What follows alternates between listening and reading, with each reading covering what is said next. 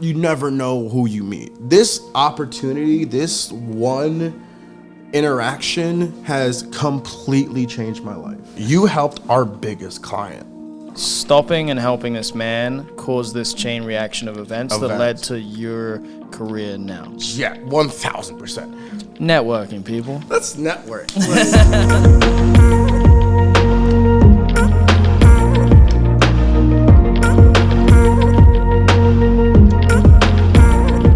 Yo, what's going on, everyone? Welcome to Substance Podcast. I'm your host, Liam. And I'm your other host, Matt. And today we have a guest. I did mention in the last episode that we were hoping to get SpeedyPete on. Look who the fuck we got. Hello. Found him. Hello. I am now. What's my name for me? What did you? Oh, rapidly accelerating Peter. Yes. You know, you kind of like. I'm like. It's like a Pokemon evolution. You know. Yeah. SpeedyPete is his nickname. Rapidly accelerating Peter is his full name. So Yeah, that's the LinkedIn account name for sure. So if we're gonna go LinkedIn terms, which we're gonna go on that shortly, I think. There's Speeding Peter, but that's all Speeding Peter. See, then there's Sleepy Pete. There's all these different things. You gotta Sleepy a man of many names. If you oh will. my God, dude! It's young. Shout out to Young Lipitor. You know who you are. All right, guys. If you guys aren't familiar with who Pete is, which honestly it wouldn't surprise me because we have a bunch of people that just listen to this and they have no idea who anybody is. Pete has just been around for like a really long time. That's like the best thing. Like you're known for a lot of things, but you have been around the car scene for just forever. I guess 10 At years. At least since I've been in the US, I've just seen your face everywhere. I'm like, that's that guy. Speaking of faces, our faces are on that Riverside poster. Yes, so it's still Riverside weekend, although it's Sunday. The episode from last week, we did record that the same day as today. Pete's still in town, thankfully, and he was down to come over and hang out and talk shit on here. So here we are.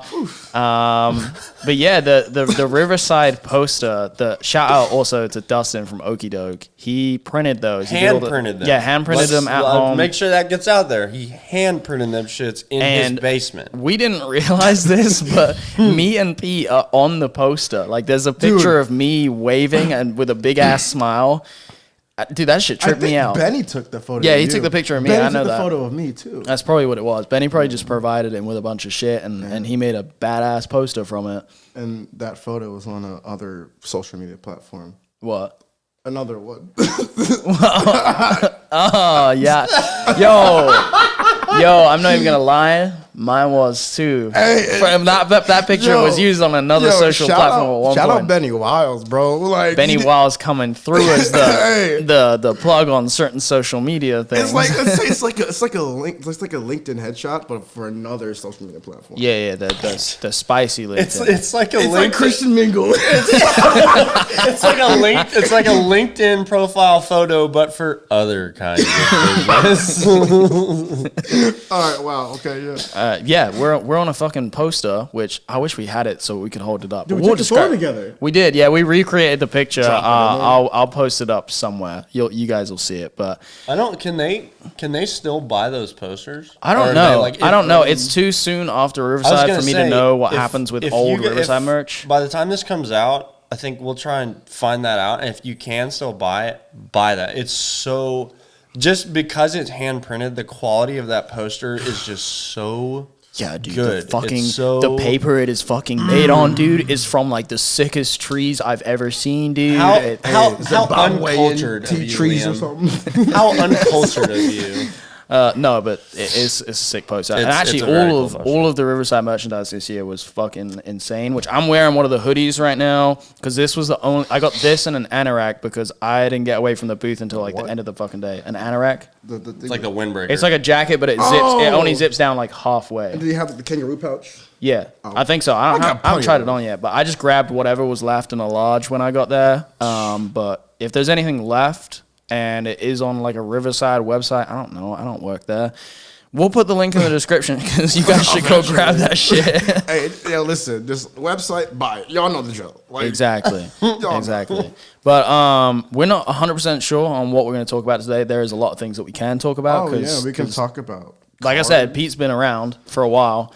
But I guess before we do anything, never mind. Go ahead. all right. Before we do anything, for context, I guess introduce who you are. Give like your little fucking if there was a book spiel, man. you turn the book to the back of it, it's got like the blurb. That's the word I was looking for. blurb. I had to go through the process of explaining what it Your was elevator. to figure out what it was. Elevator pitch for me. For you, yeah, your elevator pitch. Well, you don't have to sell them. Just give us a blurb. Who is Speedy Pete? Oh, so my Rapidly accelerating Peter.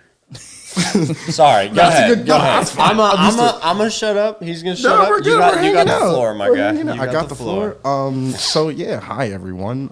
I am Peter SpeedyPete. Yes, my real name is Peter. You know, I'm gonna get roasted from all my friends for saying that. But anyway, I am originally from a small but growing town, like every town, called Columbia, Maryland, which is in between Baltimore and DC. And I am a freelance photographer. I take pictures of houses and cars and things that I see, and yeah, that's kind of it. I mean, you're dipped into a lot of different things. So we've been talking because we went out and got dinner before this, which we got some fire barbecue at a real cool spot. They got goats there, bro. Tell them about the fucking goats. Honestly, so we're right now on my story. Whenever I see like a random animal on the street, I go on my story, take a picture of it, and go, let's name this animal. And the funniest one, it could be like a salamander named Steve. It's just hilarious to me. And it's like right now, hold on, I just want to see where we're at with this goat.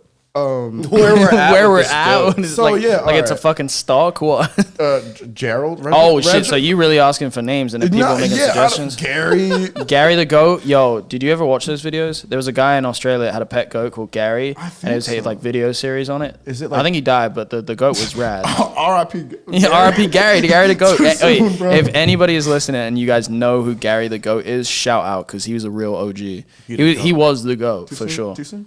Huh? Too soon? Nah, not too soon. This was probably like years ago. I It vaguely was. remember hearing about it. I swear it was like 5 years ago. Hey, I vaguely remember hearing about it. I know, like, this is a touchy subject. I might get emotional, but, like, remember Harambe? Yo, nothing's been the same since, man. Hey, Yeah, seriously, look what's happened since he died. COVID is as a result of the Harambe's death. I swear to God. I'm not saying it's correlated, but all I'm saying is our world has gone completely to shit since he died. At 2000 prices. I swear, dude. Harambe fucked with S2000s too. Yo, did he? Yeah, man. He had like 3 of them, dude. All right, I'm laughing too much. Anyway. Nah, there's definitely no laughing too much. I like this. This is good dynamic. But all right. Anyway. So let's get more into you so that people can kind of learn who you are before we dive more into deep detailed stuff. Yeah, but all right, your involvement with cars, where did it start? Like when did you get into cars? What's your thing? Because obviously you've been around for probably like 10 years around the car community. Where did that start? How did you first get involved with cars? Where did it start? Well, first off, thank you for having me on and thinking of me. Of course. You know, we've Thanks for coming on, dude. Yeah, thank you for stopping by. I know. I think You could have said no. I rarely say no. That's my problem. Like I'll forget. I'll talk to somebody. He really doesn't want to be here. He's like, I just couldn't say no. I can't say no. I move things around to be here because I'm like, I really want you to come to Charlotte and do all this. Come stay with me. Come stay with Ollie. Shout out Big Homie O. That's my roommate's French bulldog, 5-month-old, with the tongue sticking out. You know, shout out him. He holding down the block. He's safe. You know, the streets are safe in Noda. Anyway, so I mean, I thought about it, and I'm like, let me move some things around, and you know, here we are. Here we are. But okay, back to the question. I just like contract. How did you get into cars? Where did that start? Okay, so I've always had like a knack for cars and like the visuals and loved it. And I looked at it. You're an aesthetics guy. Absolutely. Mm-hmm. Which naturally you're a photographer too. Kind of. Yeah, that's a thing that kind of follows through with a lot of people who are creatives. It kind of transfers over to the cars usually. It's just dope. So all right, I remember the first time. So my older cousin. He had a Mulberry Mark III VR6 16 valve, and you know, I was like, okay, that's a cool car. I didn't know what it was or the scene and the lifestyle around it. Excuse me.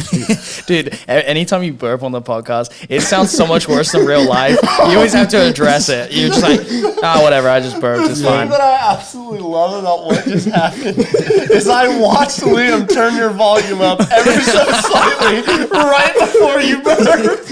Oh my god. Yeah, All right. I knew it was coming. I was like, Yeah, somebody's bring me down back to into earth, somebody's 'cause- into ASMR, dude. Yeah. Let me just turn this up real quick. Shake.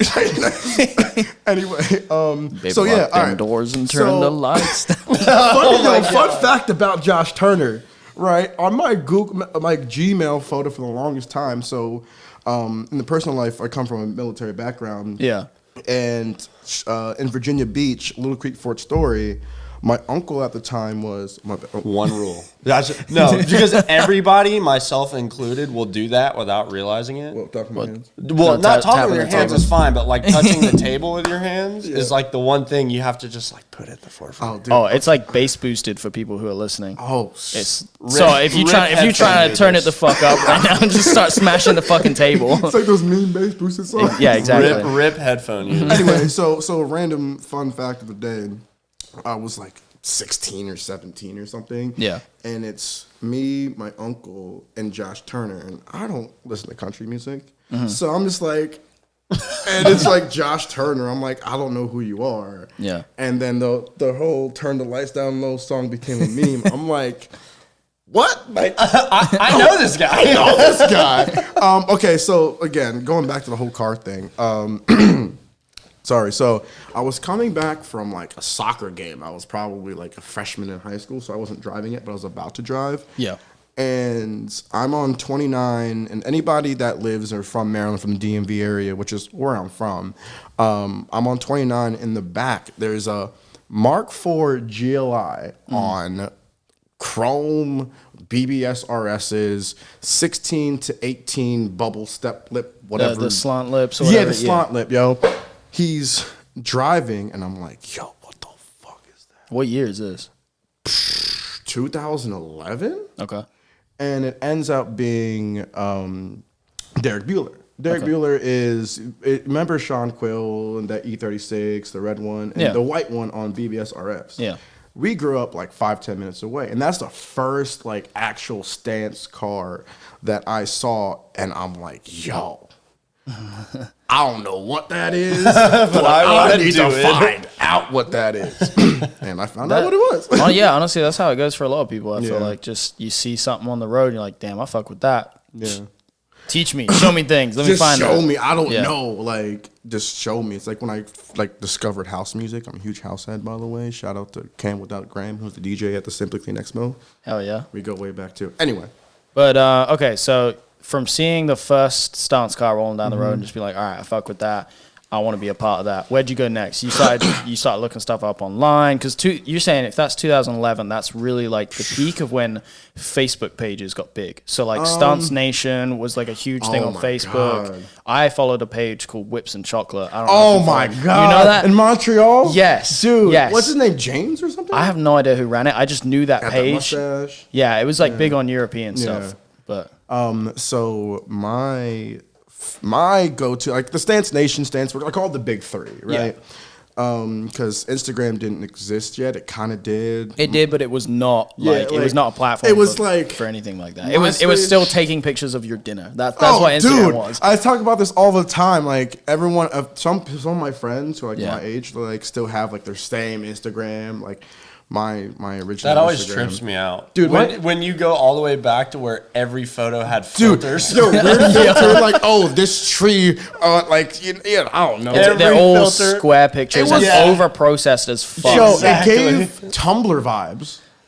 Yeah, but Tumblr always allowed for like good quality shit. Instagram for some reason just compressed the fuck out of it and then put like Yeah. a filter on it that just old Instagram pictures Like was just the NBA fucking worst. HDR photos. Yeah, that's exactly. But all square. Kawhi Leonard or something. Just posting it crazy. Anyway, yeah, what are we talking about? We're talking about where did you go next from seeing Oh, your yeah, first yeah. Stance Oh, car? my Like, God. Because it's 2011. Like you start going to events, you seeing stuff online. Online. Oh my God, bro. Can I be?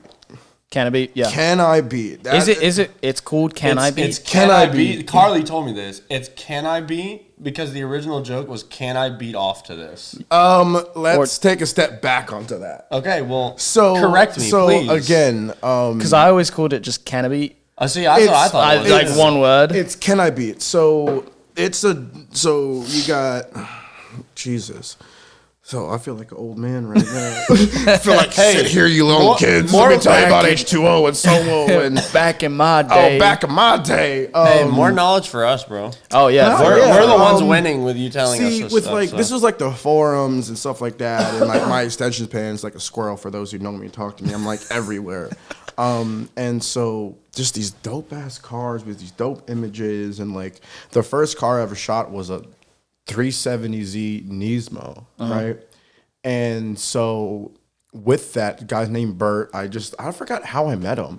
I think I met him at Cars and Coffee or something. Yeah. And 10 years, 11 years later, we still touch base or whatever. But the funny thing about that is I wanted to be on Can I Beat so bad as a photographer. That was my like, yo, mom, like, don't worry, I got the house. I got the car. Like, I posted it on like, what was it? Like something about Wallpaper Wednesday or something. Okay. I posted it on Tumblr. It's just a matter of time. Yo, bro, come holla at your boy. But nah, yeah, so that goes back to my first car, the 370Z Nismo. And then there was an opportunity to go shoot a cruise with them, and then somebody brought up H2O. Okay. And this was 2012. I'm 18. Yeah. And I don't know anything about H2O. Social media wasn't popping. It was just, cool. Yeah, you hear some things, you're like, oh, cool, an event, let's go. I pulled up. Damn, this is going to age me and age my friends watching this. Hey, well, I'm sure that there is some people listening, because there's some older people listening. Oh, absolutely. They can probably relate. They were probably there at H2O. Oh, my God. I'm not going to lie, there's somebody listening that was at H2O. I pulled up in the first gen Scion TC. And I had just great choice. Yo, plastic dip. Nice. Dog, my first set of wheels. My first set of wheels wasn't TC. Widened Beetle Steelies that I plastic dipped. Hey, I'm not gonna lie though, that's better than some of the directions these kids be taking. I'm not gonna lie, because now banded Steelies, that was a big thing in the UK growing up. Everyone's banded Steelies because that's the only way you get wide wheels for fucking cheap, dude. Dude, I don't know the prices of wheels and what people are doing now. Banded Steelies are free. You get them from the junkyard. Have your buddy fucking weld them. It's like when you try, like the pallet art and like turning this into like some pallet stuff. Oh, go to Walmart, same thing. Yeah. Damn, again, what are we talking about? So you're talking about pulling up to H2O for some of the TC. Yeah, so I mean, I've always wanted to start shooting and taking pictures and everything else like that. And I picked up my first camera when I was like 15, Canon T1i. Mm-hmm. Oh, dude, that was like $1,100. Now, so you were a photographer before you were into cars, and way before. So cameras was kind of like your way to get involved with cars, because I did a similar thing. You like live vicariously through that to be able to get involved with that community. I just kind of shot and took pictures, and everyone wants pictures of something. Exactly. And then conversation. That's what I'm saying. If you're like a really young kid listening, say you're like 14, 15, if you want to get into cars and you can't drive yet, whatever, if you can find a way to get out to events, cruise, meets, or whatever, just take pictures, because I guarantee by the time you get your driver's license, you'll have all the knowledge you need to build sick cars, and you'll know the right people. Cameras are the way. That is the way to a lot of things. I was nowadays. going to say, we're about to set Pete off about networking. Y'all about to get schooled. Networking 101 life, whether it's selling socks out of the back of your truck or a house, shooting houses.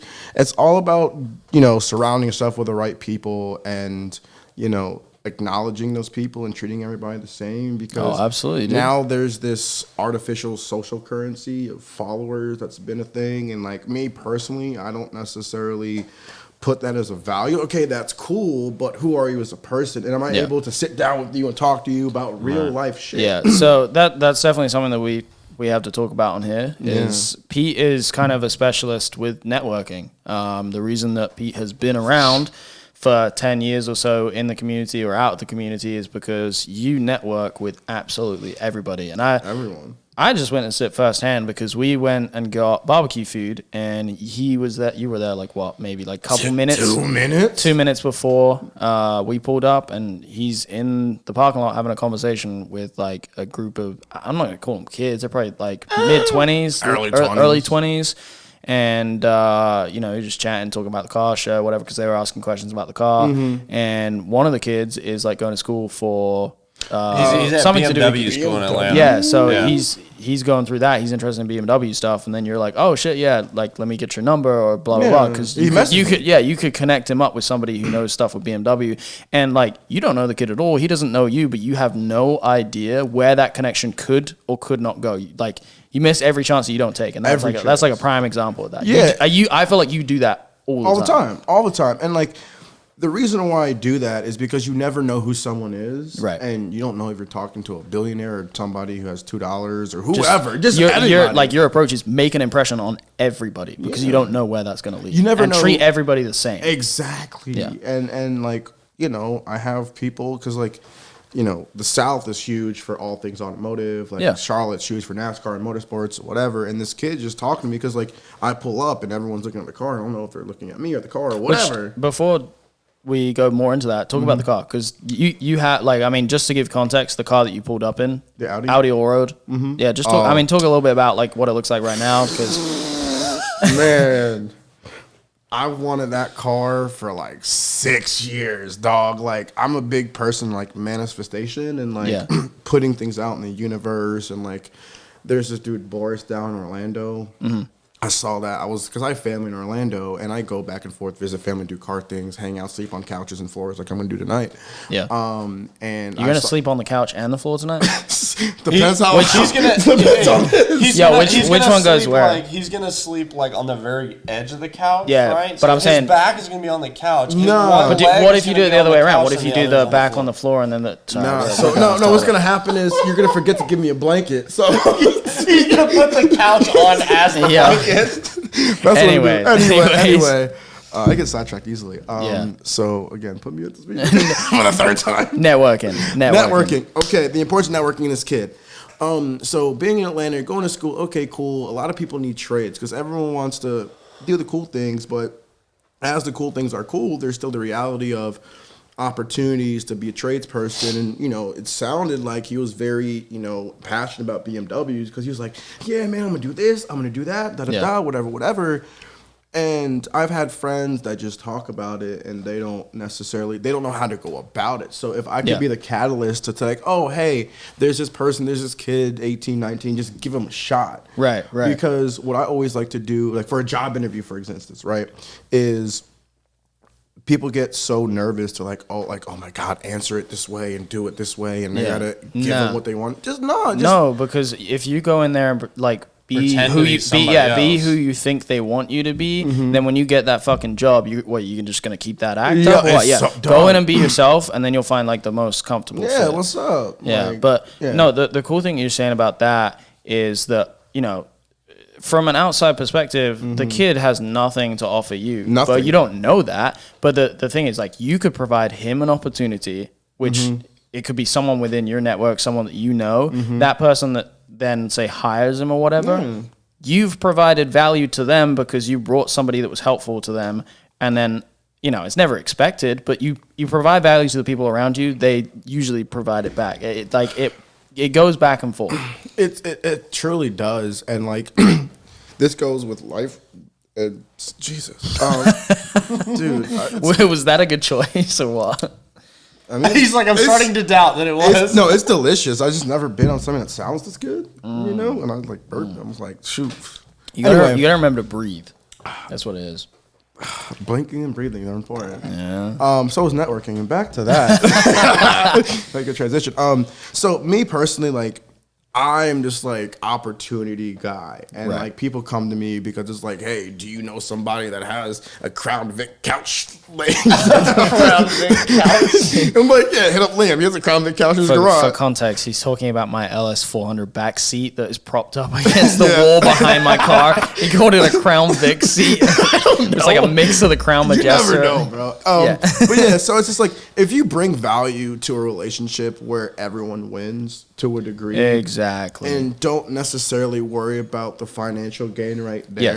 Yes. And you really get to know who you're dealing with, who you're talking to. The money's going to come later, but exactly. it's like compound interest, but way better. It's compound connections. Right. The thing with networking is that you have to do it in a way that you're not expecting to get something out of it. Right. You just do it because you want to provide value. You want to do the right things. You want to make that network, those connections. They don't have to owe you anything. No. Do the giving first and then receiving later. And you do a great job of that because I've seen you at multiple places just randomly talking to whoever and everybody. And that's why, again, I go back to you've been around for a long time. And like when I introduced you, I was like, hey, this is Pete. He's been around. Because I think most people probably don't know that you're a photographer. Most people, at least from my generation, I know you, like before I knew you, I know you from Crispy's fucking SOWO video, you wearing your captain's hat, yelling a bunch of stuff, right? I'm going to take a sip on that one. And I think a bunch of people that maybe like my age or whatever that grew up watching like Crispy's videos or whatever, I'm 26. I'm 20. I'll be 28 in August, so it's not that far. Yeah, no. Well, maybe people even like a little bit younger. Anybody that like grew up watching, Crispy after movies or whatever, they've seen your face pop up a bunch of times. Yeah. The big three. Big shout outs. Wait, you saying Mike Koziel? Oh, I was gonna say Mike Koziel. Anthony Purcell. Hallie Con photo was actually Hallie Con. Yeah. And Crispy. Yeah. Oh. Okay, I already knew you were gonna say those. So you know. Of course, I grew up on all of them. I love all of those guys. They've been big inspirations for me and my career. So. Flowers to all of those guys. Oh my God, dude. I know everybody knows the H2O 2014 Mike Koziel, and that's how I believe. Is that the one with the F40? Yes. Yeah, he got pulled over for modified exhaust on a stock F40. That's hilarious. But fun fact about that, this is the first time I heard him. Xavier Wolf. Yeah. Dude, that entrance when they're walking through. That shot's crazy. I've still not seen another car video do that. So that's where you kind of see like Mike's thing transfer over to like cinematography. Yeah. Like you can see that he's like a cinematographer instead of a car video guy. So I'm glad we're on that subject. Between those three, I have a lot of, so many memories with all three of them equally. Yeah. From Anthony to Mike to Chris, and I've slept on the floor in the same hotel with them. Just talk how we're talking now. And the one thing about all three of them is that like how we're talking, they talk to everybody, and Chris is crispy. Yeah.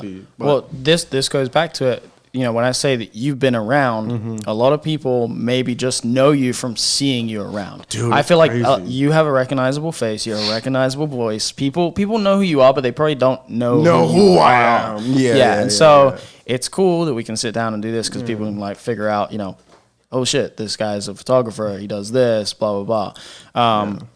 But you've been around a long time purely because I think you're so fucking good at networking and just communicating with different people and blah, blah, blah. You make friends with fucking everyone. Yeah. And that's why you're around. You're plugged into so many different things. Yeah. And this is why networking is important. If you guys have ever like wanted to be a part of the community for like the long term, you want to be involved in car stuff or stuff outside. Like car stuff, it doesn't have to just be car stuff. We're going to talk about that in a sec. Like whatever you can involve yourself. Like if you're an opportunist. That could be a good or a bad way, but in a good way. Anyway. If you're an opportunist, you just jump on whatever opportunities you can and whatever's available to you. Like it can go beyond cars, and that's what I really want to get into.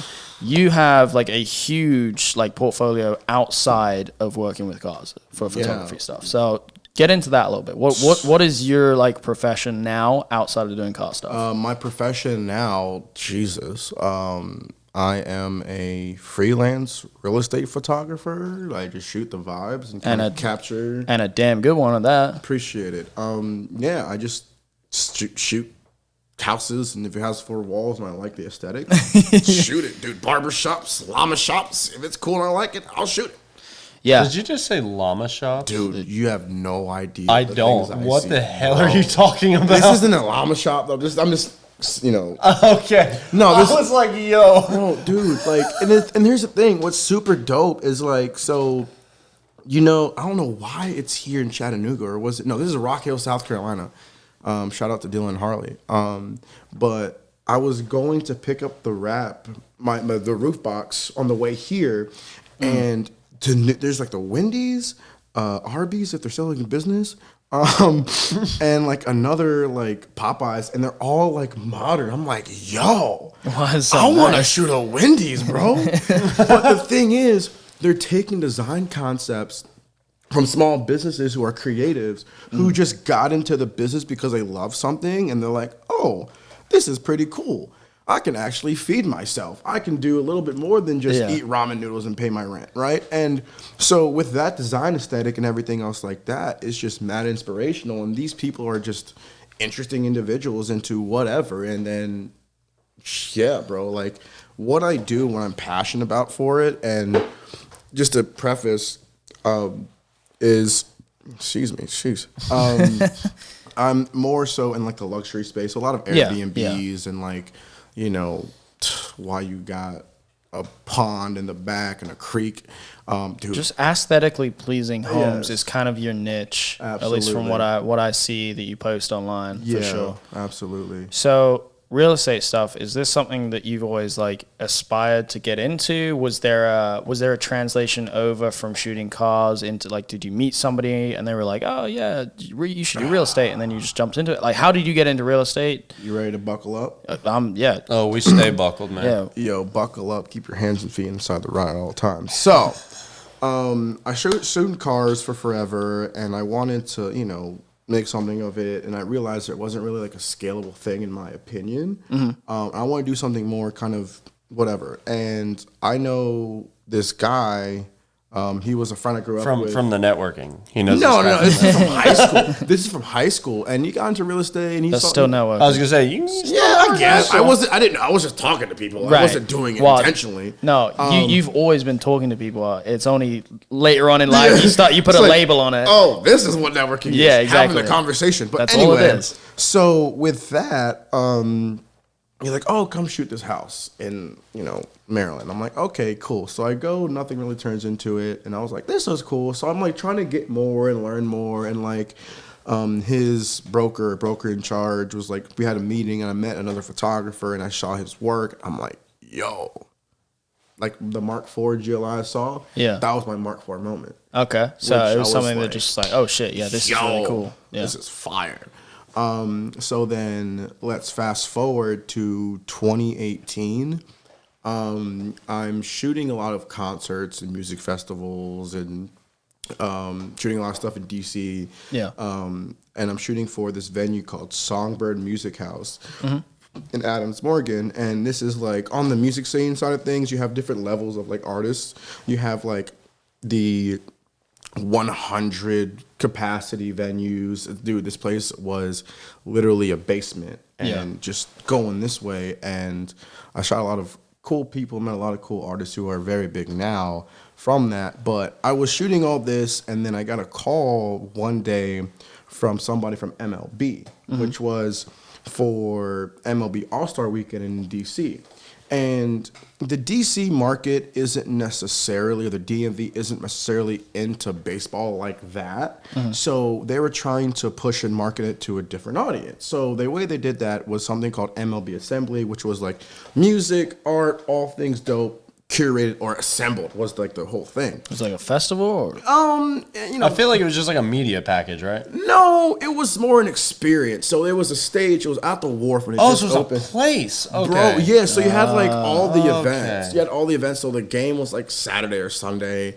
And during the whole entire week in DC was like different smaller things, similar to like NBA All-Star Weekend, Super Bowl, and NHL. There's always smaller things with brands and stuff. So, you know, I'm shooting that. They gave me a check, like a, yeah. Nice check. I thought I was buying my mama house. And, this is that moment where it's like, all right, cars ain't it. Like I'm gonna do this because this is not yet. Not yet. No, I thought it was, but then I learned it's like that initial thing. Like, and then, okay, I can make money off of this. Yeah. So again, that happens, that passes.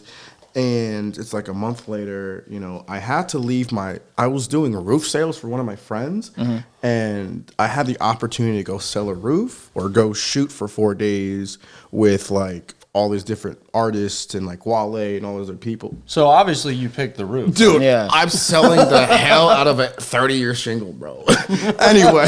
Dude, there's probably some shingle enthusiasts listen to this or something. Hey, listen, they ain't anyway. Which would you guys pick? I'm not gonna go into that. Anyway, so I obviously shot flat, but like a month down the line, I have like $5 in my account. Yeah. And so I go and had this plan to go to find jobs and live with my cousin or whatever. Yeah. And I go down. I'm coming back. It's a Tuesday.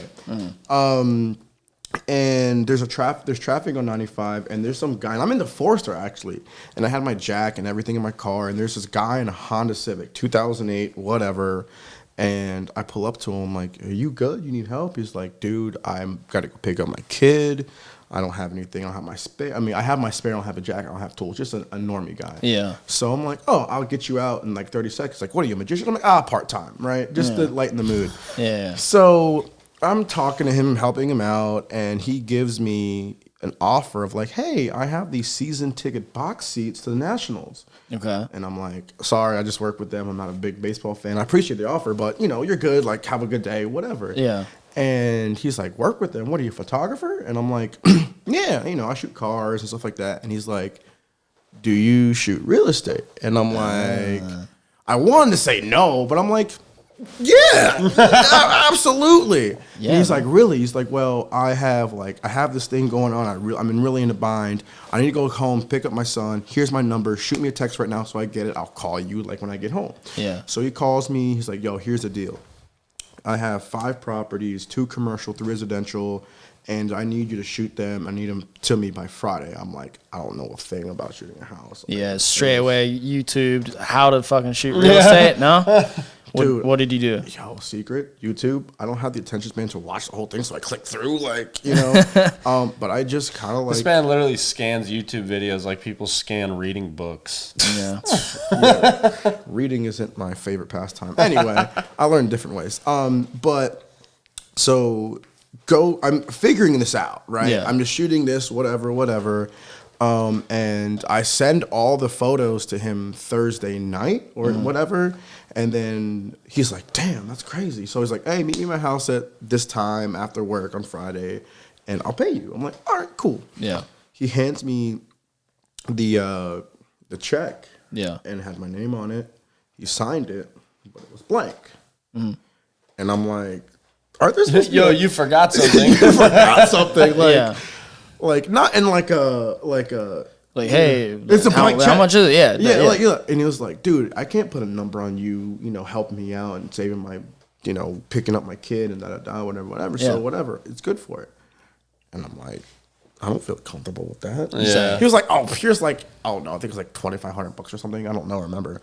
Wait. Shooting one house? 5. And 5 houses. It was 2 And- commercial, 3 residential. Okay, and helping him out. Yeah, it wasn't anything crazy, but again, I don't. Still. Yeah. For something where you just principle, stop to yeah. help a guy out. Yeah, and I had like $10 in my bank account. Yeah.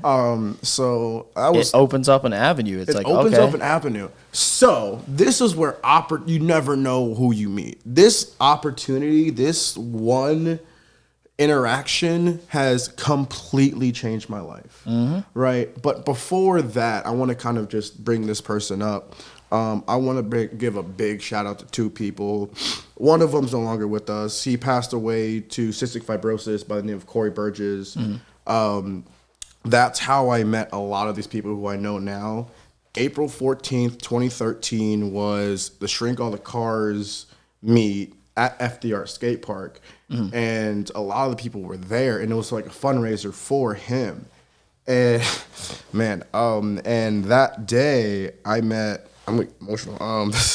I met the person who has built me, has always been there for me. Jared Harris. Man, I'm really getting emotional about this. I haven't really thought about it. But he's always been there for me, and he has never given up on me when I've given up on myself.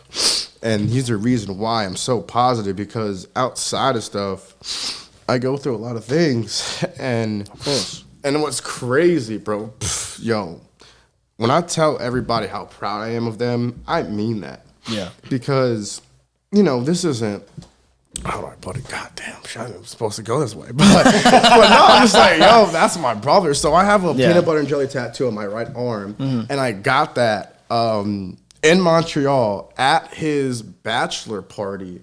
And Scott, Funky Mac, he filmed that. Me and Scott go way back. Yeah. And that's another very important person in my life because now we work together in a different facet, which we could talk about. But not Jared, dude. Like, we hopped in the car to go to Solo 2013 in the TC, and we've been home. I was the best man at his wedding. Yeah. He also, he's very big into mental health, and that's something that I have really been a big advocate for. Yeah. Not on a big public level, but like, you know, calling you, checking on your friends. Hey, what's going on? Are you behind good? the scenes, just being there for the people around you, or picking up on certain signs with people. Yeah, and that's how I learned to talk to people because we're all people. Like memes, we all laugh at memes because it's something that we all relate to. Yeah. But yeah, that's just a quick shout out for that. I didn't mean to like do that, but like no, you're fine. Yo, those two people, we're man. Chilling, man. And again, you know, Corey, I want to thank you. I know you're no longer with us, but I want to thank you and all the people that I met because of you, and especially Jarrett, bro. Like, you know, just thank you. And then everybody else who I've met in the last 10 years, y'all are my peoples. Anyway, so back to this. All right, let me take a sip real quick. All right, back to that. So then, get the check, cool, got money, I'm good, cool. So he then comes in and says, hey, call this number on Monday. I'm like, all right, cool. And it's a number to like the regional manager of this real estate photography company. Okay. And come to find out, they're nationwide. They have 40 markets, and they're big. I think I remember you telling me about this. Yeah, we talked about this on Zoom like, you know, a year ago. Anyway, it's that same company. And I'm like, all right, bet. I call them, and like, oh, you're Peter? I'm like, yeah, what's going on? Dude, you helped us. You helped out our biggest. You saved our entire company. No, not that. It was like, you helped our biggest client.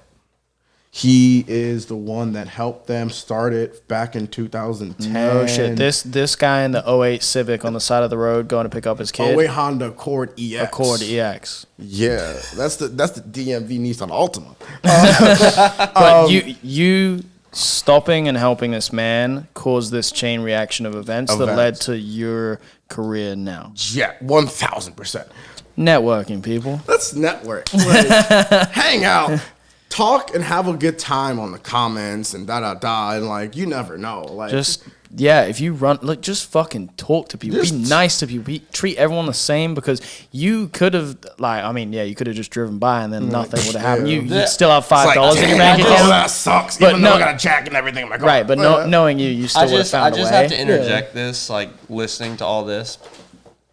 Just don't be a dick. Like here's the weirdest thing to me. And this is not totally related, but like since we're just like chilling, like it's so strange to me how there are 100% more than a few people out there that like think it's like cool to be like a dick or be like really edgy, and they're like, well, that's just how it's like. No, it's not, dude. No. Like, listen to Paramore twice. Okay, sure. You look cool to teenagers for like 5 minutes, but then their attention span is on the next thing.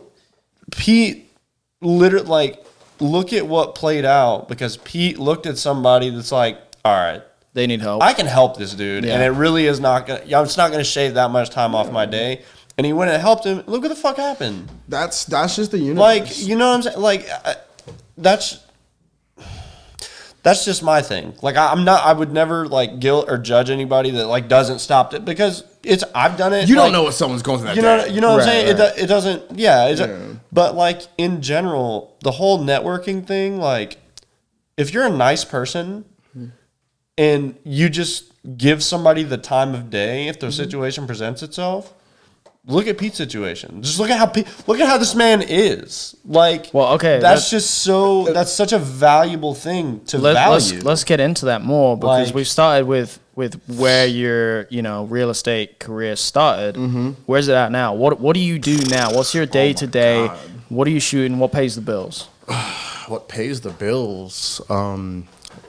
anything real estate wise. So there's like listings. Typically, there's no inventory right now currently, just because this market's nuts doing backflips. But I do a lot of Airbnb stuff. I do like new build stuff, like new construction. Kind of like what we're in right now, like condos like this. Or, I mean, this is a nice place. It's not bad. I like it. It looks very nice. Hey, you got enough room for a Crown Vic couch, so it's not bad. send my stuff in here, man. No, but still, like it's this is what I normally see. Aesthetically, yeah, you know, it's a lot not of, bad. and so where I'm now is, you know, what I seem to be like the next level for me personally, which I do. I recently picked up a exterior lighting company, and I met this guy in January. I was bored one day, and I went to I like to go on Facebook and look at like events going on. Yeah. And it's like a landscape architect show or something. I'm like, I'm bored. I got nothing to do. I feel like talking to people, and this guy's like 70 years old and super That is cool. amazing. I got nothing to do. No, I feel like dude, talking to people. dude, To Facebook we go. How do you even end up in that? Do you just go to do you go on Facebook and go to events in your local area? Do or this. something? Do this as I say, please. Listen go up. on Facebook, go on the search tab, and type in literally like, I don't know, llamas. There is a whole llama group of llama enthusiasts. How you like Okay. VIP modulars or Topo Chico or whatever. There's a whole group for that. This is how our world Yeah, is yeah, our yeah, own group. yeah. So what I'm saying is, you know, I go and type in events or type in networking, and Yeah. this particular, so I said like home show. But who's there?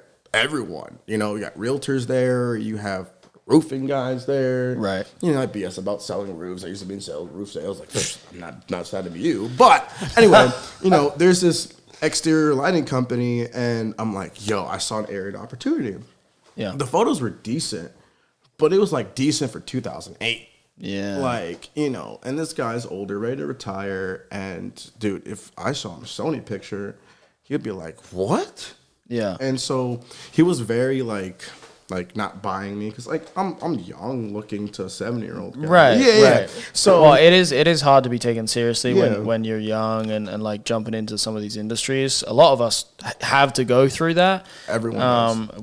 What was your way around that for this? My way around it was just kind of asking the right questions and being prepared. So on my iPhone, you know, no one's gonna go like, oh, hey, scroll through this, scroll through that. I get through that, and I'm like, damn.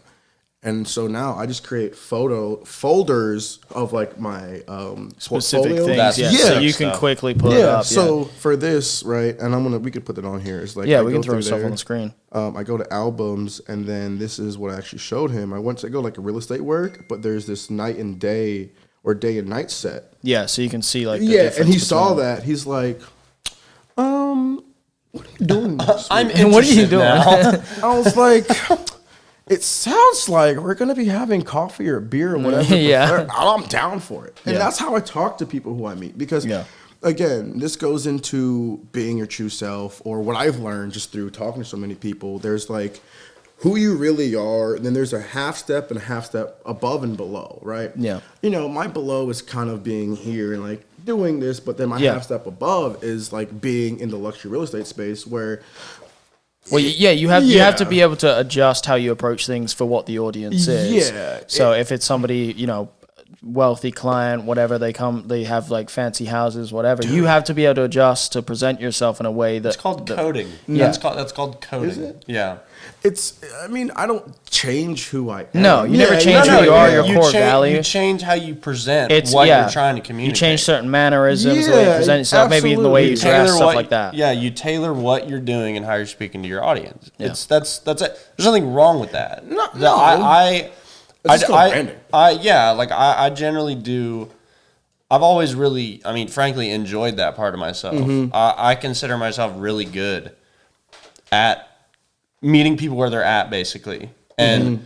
communicating in like reading people fast enough to be able to communicate with them in the most effective way possible, Absolutely. based on how they communicate. And for me, and I'm sure for you too, that is probably one of the most valuable skills that I have because you use it 24/7. All the time. Yep. 24/7 you use that. Doesn't matter if you're an entrepreneur. Like if you work a 9-to-5 job, these are all skills that are super useful. For you to be able to move up in your field, you got to be able to like do that on the fly. So I mean, not even to like do a weird tie back, but I'm going to do a weird tie back to what I said earlier. Look, when you're younger, it may seem like really attractive to like create this, you know, this like character that you are, like have this certain image, and like wanting to have an image and do your thing is totally fine, right? But if you want to function not only in like a professional setting, but just like to be a cool fucking person, you got to be flexible. You know what I mean? You have to be open to communicating with people. It's a perfect example. It's like everybody has their work voice. You know what I'm saying? Not the customer service voice. Yeah. Hi, how can I help you? Exactly. Everybody has their work voice.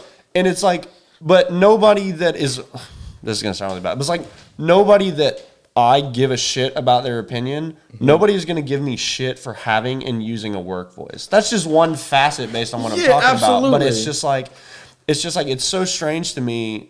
It kind of goes back to the kind of people that I'm talking about, where they're just kind of like, oh, well, I'm a dick because that's just like part of my charm and who I am and this and that. Hey, you ain't gonna get anywhere. You can choose. You get more flies with honey. You can choose to die on that hill, but like, don't. Like, you're literally cheating yourself out of so much being really rigid like By that. being too cool and edgy. You know what I mean? Yeah. Okay, that's cool for like a couple years, and then you do the same thing with the same people, and then it's like hometown syndrome. But God, dude, leave your hometown, kids. Like, you know, that's what I'm gonna leave it at. But going back to like the work voice, there's like the initial phone call that I have. It's like, you know, I'm here to help you, whatever. But when I meet people in person, I'm really getting to know who they are, because everyone's a person. Yeah, you have to tell people's vibes. You get an idea for who they are, and then kind of gauge it off of that. I do want to clarify, like, that's a natural progression, I think. Absolutely. I think when you reach that, like you said, when you're first meeting with somebody, you do have to kind of have like a standard issue for you, where you know you're friendly, you know, whatever. It's exactly like actually what you said, where like you have you and you have a half step up. You have a half step up and a half step down. Yeah. Right? Above or below. And that's exactly, perfectly but you're always truly you described. And it's like, I think that, and I'm 99% sure that you would agree, where it's like, you will know very quickly if you're going to have a good client relationship, if like the faster you feel like you can be comfortable with them yourself around that person. It's going to be a better client relationship. It's going to be better for both sides. Absolutely. And I think what is very unique as being a photographer specifically is that the world is our oyster, because how do you know something exists if you haven't seen it before? Someone took a picture of it, right? Right. And now with social media being everything, the foundation for a brand or a foundation for anybody to, you know, set or stand apart is visually, which photos or video or whatever. And everyone wants to have the best, be perfectionist off the gate. You're not going to be the best off the gate. That's a hard pill to swallow for it's for a lot hard. of things. Myself, I mean, at myself. Yeah, it really is a really hard thing to swallow when you like, because I'm so guilty of trying to sew with a 20-pointed needle. Like, there's so many things that I find cool that are like learnable skills where I'll sit down and be like, I'm going to learn that one. Yeah. And then 2 weeks later, if I see another one, I'm like, I'm going to learn that one too. And it's just like ad nauseum that. And it's like, further than that, you get into trying to learn the first one and you're like, I suck at this. I don't want to do it anymore. That's the problem with like, it's all instant gratification, because there's some 21. That's the pros and cons of social media stuff. That instant gratification is one of the biggest cons. Dude, it's like some 21-year-old kid that got rich off of selling a broccoli NFT. Like, how realistic is that? Dude, I've been doing this for 10 years. Yeah. And 10 years plus. I started in 2011. I shot my first car. It's 2022? It's 2022, yeah. Dude, it's already April. I mean, it took me like a while to really take it seriously, like 22, 23. But ever since I took it seriously, it's just elevated my career to where it is now, and even to be thought of to having this conversation, dude, and like who I work with now, it's crazy. Yeah. And so I was really big into like the car scene up northeast. Shout out to everybody in the northeast scene from Richmond up to Boston, and 2013 to 2019. Shout out to all the guac boys out there. You know who you are. And we were talking about that earlier. You want to get into that? You want to talk about the guac boys? Oh man, I'm gonna leave names out of these stories and all these things just because we all have jobs and careers now. But man, those group of guys are solid people. Every single one of them. And, we've grown apart just through growing up, Yeah. I mean, we'll do. And so one of them was two of them are actually in town. Both of them. And we were talking about, our past, just reminiscing on the nostalgia. And those group of guys, we're always brothers, even though things that may have changed or whatever. They'll speak all the time. Yeah, they always be there for each other if you need it. That is the best kind of fucking friendship. So we send each other like an alligator emoji or talk about 125th Bayside come through it's lit. Like that's something only they know about. And the name Guac Boys was a parody of Ciroc Boys? No, it was just another name for another car group, just whatever. A parody of it. Like, but it was like making fun of other car groups. I'm not saying making fun of it. It was just like for the fun of it. Yeah, it was just like you guys were just fucking it's around. like it's the Guac Boys, bro. It ain't that serious. Like y'all the Guac Boys. No, it's not like those are all the homies. We're all over the state. We were like up, down, whatever. But it's kind of like.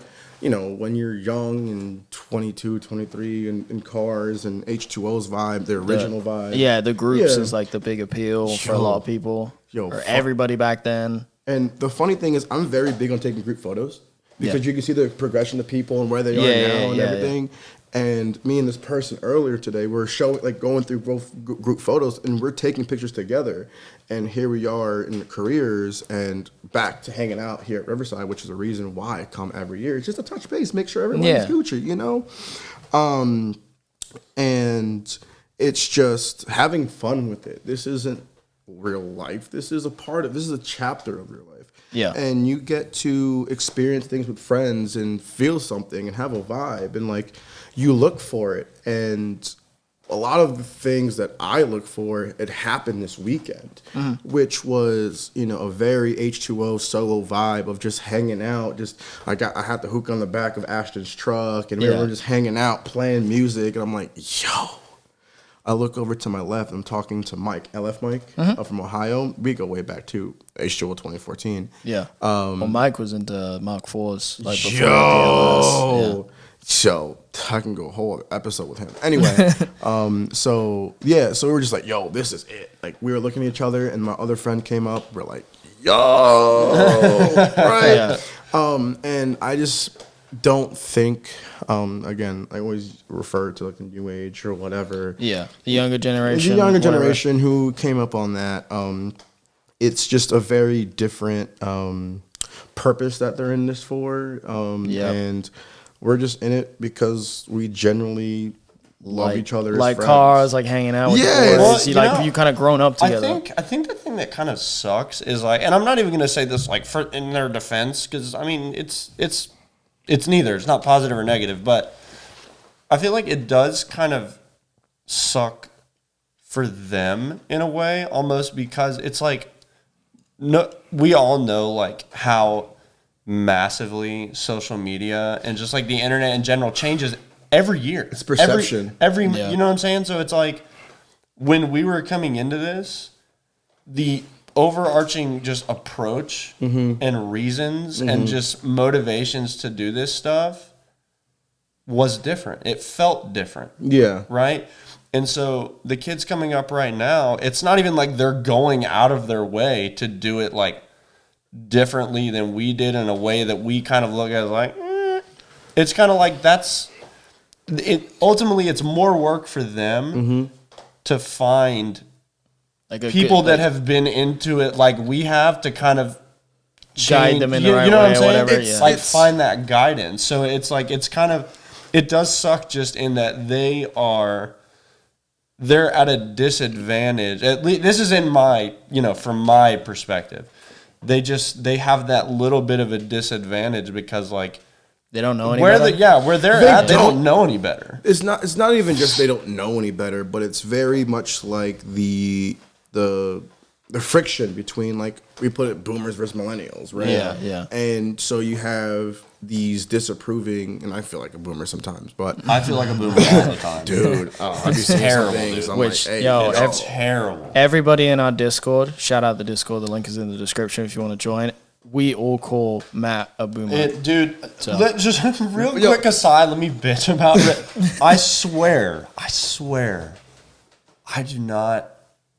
I don't mean it anymore. Like, I don't do it ironically. I just do and say things. Well, Matt, you wouldn't be a boomer if you did it ironically. Exactly. You just I just do and say things, and like Liam and Ben will like just look at me like, and I'm like, fuck. You need like 5 minutes of TikTok a week, and you'll be caught up. That's all you need, See, Matt. that Because he's always out of the loop on any of the fucking dumb shit that we're talking about. Let me ask you something though. y'all said What? TikTok, y'all can talk about that. Let me ask you something though. Yeah. Right? Ask anybody if they can watch 5 minutes of TikTok. Fucking exactly. Yeah. So that's why I don't. And it's like, but that aside, TikTok. I mean, they all play a part in this effect that I'm talking about. Is like the way that those are being molded in any given moment has to do with us, these kids, their surroundings, and the people around them, and the people creating this environment, but also the people that are making money off of them. Absolutely. And so there's three major things that I've noticed in the TikTok generation, right? I mean, I live and die with Vine. Fuck it, Mike. Hey, boomers unite, Mike. If that's what make me a boomer, getting my ARP benefits that today. 100% does not make you boomer. I think Gen Z is TikTok, and millennials is fine. Yeah. Okay, so fine. Fucking No, millennials, whatever. I'm a boomer, and like, when you're rocking your chair at 80 years old, it's just like mad at shit. Get off my lawn. It's because it's like your back hurts, and then You know it's what's like, funny? I discovered my passion for rocking chairs at Riverside last year. Yo, I forgot you I did went that. to I went to the fucking Battle Gang after party at their house, and I couldn't give a flying fuck about doing any of the dumb shit that they were getting into, throwing cheese at each other's faces and Shout shit. out rocking chairs. I sat on the fucking porch with Matt, and we rocked in them motherfucking chairs for like 2 hours, and it was great. bro. I can't wait to be old and yelling at kids on my lawn. Not yet. I'm just kidding. I don't actually want to do that, but rocking chairs. Liam's gonna have one bad experience and be like, stupid fucking kids in your stance cars. You put reps on a prelude.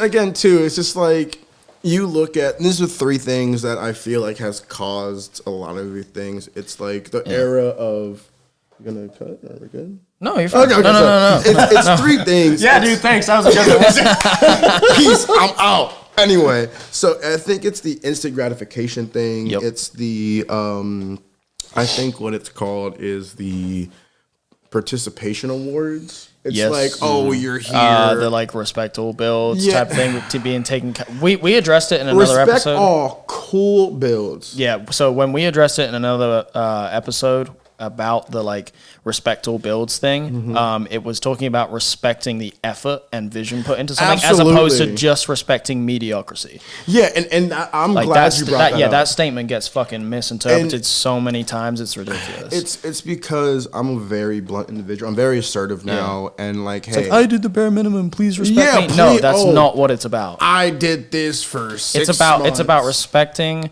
somebody putting in the time, effort to Absolutely. pull something off, whether you are into the style or not. It's just respecting the work put into it. Everyone has their opinions. I'm a very opinionated person when it comes to the look of something. But if something's cool, it could be a donk, it could be a Mustang. I'm starting to get cool with Mustangs. Dude, and let's liking transition into that because you do a lot of stuff, obviously with real estate. We've been over that. Yes. But let's bring it back to cars. You work very closely with RTR. I do, and that's been an opportunity that's come through again. networking. You know what I'm saying? I want. Yeah. Who did you say? Did you say Von Gittin on the side of the road or something? No. I actually saw him passing because he's actually from Maryland. Like we share the same road, and this is like 8 years ago. I'm driving to Annapolis, and I'm like, it's a Mustang. Oh no, it was in his Raptor on green wheels, and I'm like, that's Von Gittin Jr. I didn't know who he was. I'm like, oh, that's cool, right? Yeah. And I actually told him that story, but kind of going back into that, my friend Preston, who was their videographer, I met him through H2O, and I knew of him through Aiden's video a while ago. Yeah. And at the time, you know, without going too much into detail, they're looking for a house, and they're moving to Charlotte because they brought the RTR lab to Charlotte. Yeah. And I'm like, yeah, like, I heard you do real estate or whatever. I'm like, yeah, talk to this person, talk to this person. The market's really bad right now. Like, good luck. And they found something, and it's cool. But I went and hung out. They invited me out to shoot Vaughn and Chelsea's, whatchamacallit, the liver reveal for last year's FD 2021. And then that turned into, you know, doing some stuff at AutoZone with the drifting and doing some promo stuff. And then I went to FD Atlanta and just experienced that with their relationship. And then I became really close. Those are my brothers now. Like, those are the homies. I hang out all the time. And then as of recently, you know, there was a shift in opportunities, and, you know, I thought of somebody, and that person works for them now full time, and is a very close friend of mine. And to be able to work alongside him, and we go 2015, 2016 in the same group I mentioned earlier, and to work alongside him and hang out with him all the time. And he helped me move to Charlotte. Yeah. And, you know, I'm like, yo, I'm here for you, whatever. If there's any opportunity, I'm looking out for you. Like, it's like you moving here. Yeah. Right. Yeah. So I did that, and then one thing led to another, and then there's that, and now we just hang out all the time. So do you work full time for RTR? No. You're freelance for them? Yeah, it's kind of like, hey, I need you here at this point because there's so much other things going on. And is it purely photography stuff? Do you do any other kind of work with them? I kind of like, you know, I go there to shoot, but if you need me to do whatever, you know, I'm there for the day. You're kind of just involved in whatever they need. Yeah, I'm establishing myself. It's like, hey, like, I know I'm here to work too, but we're also friends here too, but we're also all in this together for the end. Whatever it is you need me to do. Yeah. Take out the trash, cool. Put gas in the car, cool. Whatever, you know? And that's one thing that get a lot of people in their own way. It's like, oh, I'm hired to do this and this only. Yeah. But it's like you miss out on so many different opportunities. Right. Again, it goes back to the providing value thing. Absolutely. Because, I could be doing, you should be paying more and be paying double, blah, blah, blah, whatever. The same thing, could you charge them double because you're doing more work? Yeah, okay, cool. But what's more valuable is when your name gets brought up in conversation, retaining that relationship. It's like, yo, he took out the Crown Vic couch and threw it out, and then he did this or he did that, and making sure everybody's good. Yeah. And that's when, like, you know, when I'm on set or whatever, and I'm just hanging out, and, you know, I don't get too deep until all the relationships are there. They're just people. I'm like, hey, are you good? Do you need water? Do you need anything? Just because I want to make sure people are having a good time. Yeah. So that's kind of my big thing is, again, adding value. That helps you. That presents more opportunities. And it allows you to end up doing a lot of cool shit. Absolutely. And it just purely goes back to just being a good person can lead you down so many directions. Like listening to you, it's kind of all coming together, like how fucking great this episode and talking with you is. Because like even in my own brain, this has kind of moved my attention slider onto, like, at the very least at the beginning, I think for everybody that are not like naturally inclined to just go talk to people, if anything, you're giving a very realistic, positive, like, view of how just being like, all right, I'll go talk to him. Yeah. You know what I mean? What's like the worst thing that can happen? Right. And it's like, it's something that can be very, like I said, because, okay, I say this because, like, myself, I'm much better at it now. Anybody that knows me, I can Side note, that was a very bad decision because now I have to burp every time I sip. Sorry, you're saying. You're okay. No, so, yeah, it's just kind of listening to you and seeing how all of these interactions ultimately led to all of these really cool opportunities. You're not waking up every day telling yourself, like, I have to talk to the right person today. No, it's just like, you're a cool fucking dude. You're really positive. I'm not really, that cool. I'm weird. Shut the fuck up. You really enjoy talking to people, and you're a good dude to know. It's a positive experience knowing you. So it's like, and that's clearly come in, really good Handy. for you all the time. So let me ask you this question. Oh God, are you about to prove me wrong? No. I'm just asking. He's gonna tell us how he's not cool now. Yeah. No, I'm not. I'm just a regular person. I'm just Pete. Like this.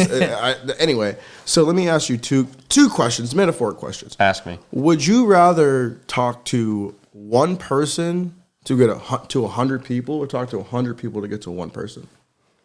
One person to get to 100. That's all I do. Yeah. It's like, okay, cool. It's like, you're cool. Oh, you end up doing this. Okay, awesome. I get to know you. Yeah, if you talk to 100 people to get to one person, what does that one person have to offer you? Yeah. 100 people, there's so much potential for different You directions. never know. They got different You meet backgrounds. everybody. Yeah, you go through 100 fucking people.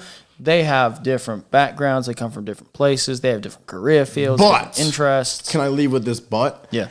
But we are all human. Yeah. Whether you come from wherever We're all on the same playing We're all on the same playing field. We're all on everything. And it's on you to decide on yourself, hey, like, this is who I am. I accept myself. I love myself for that.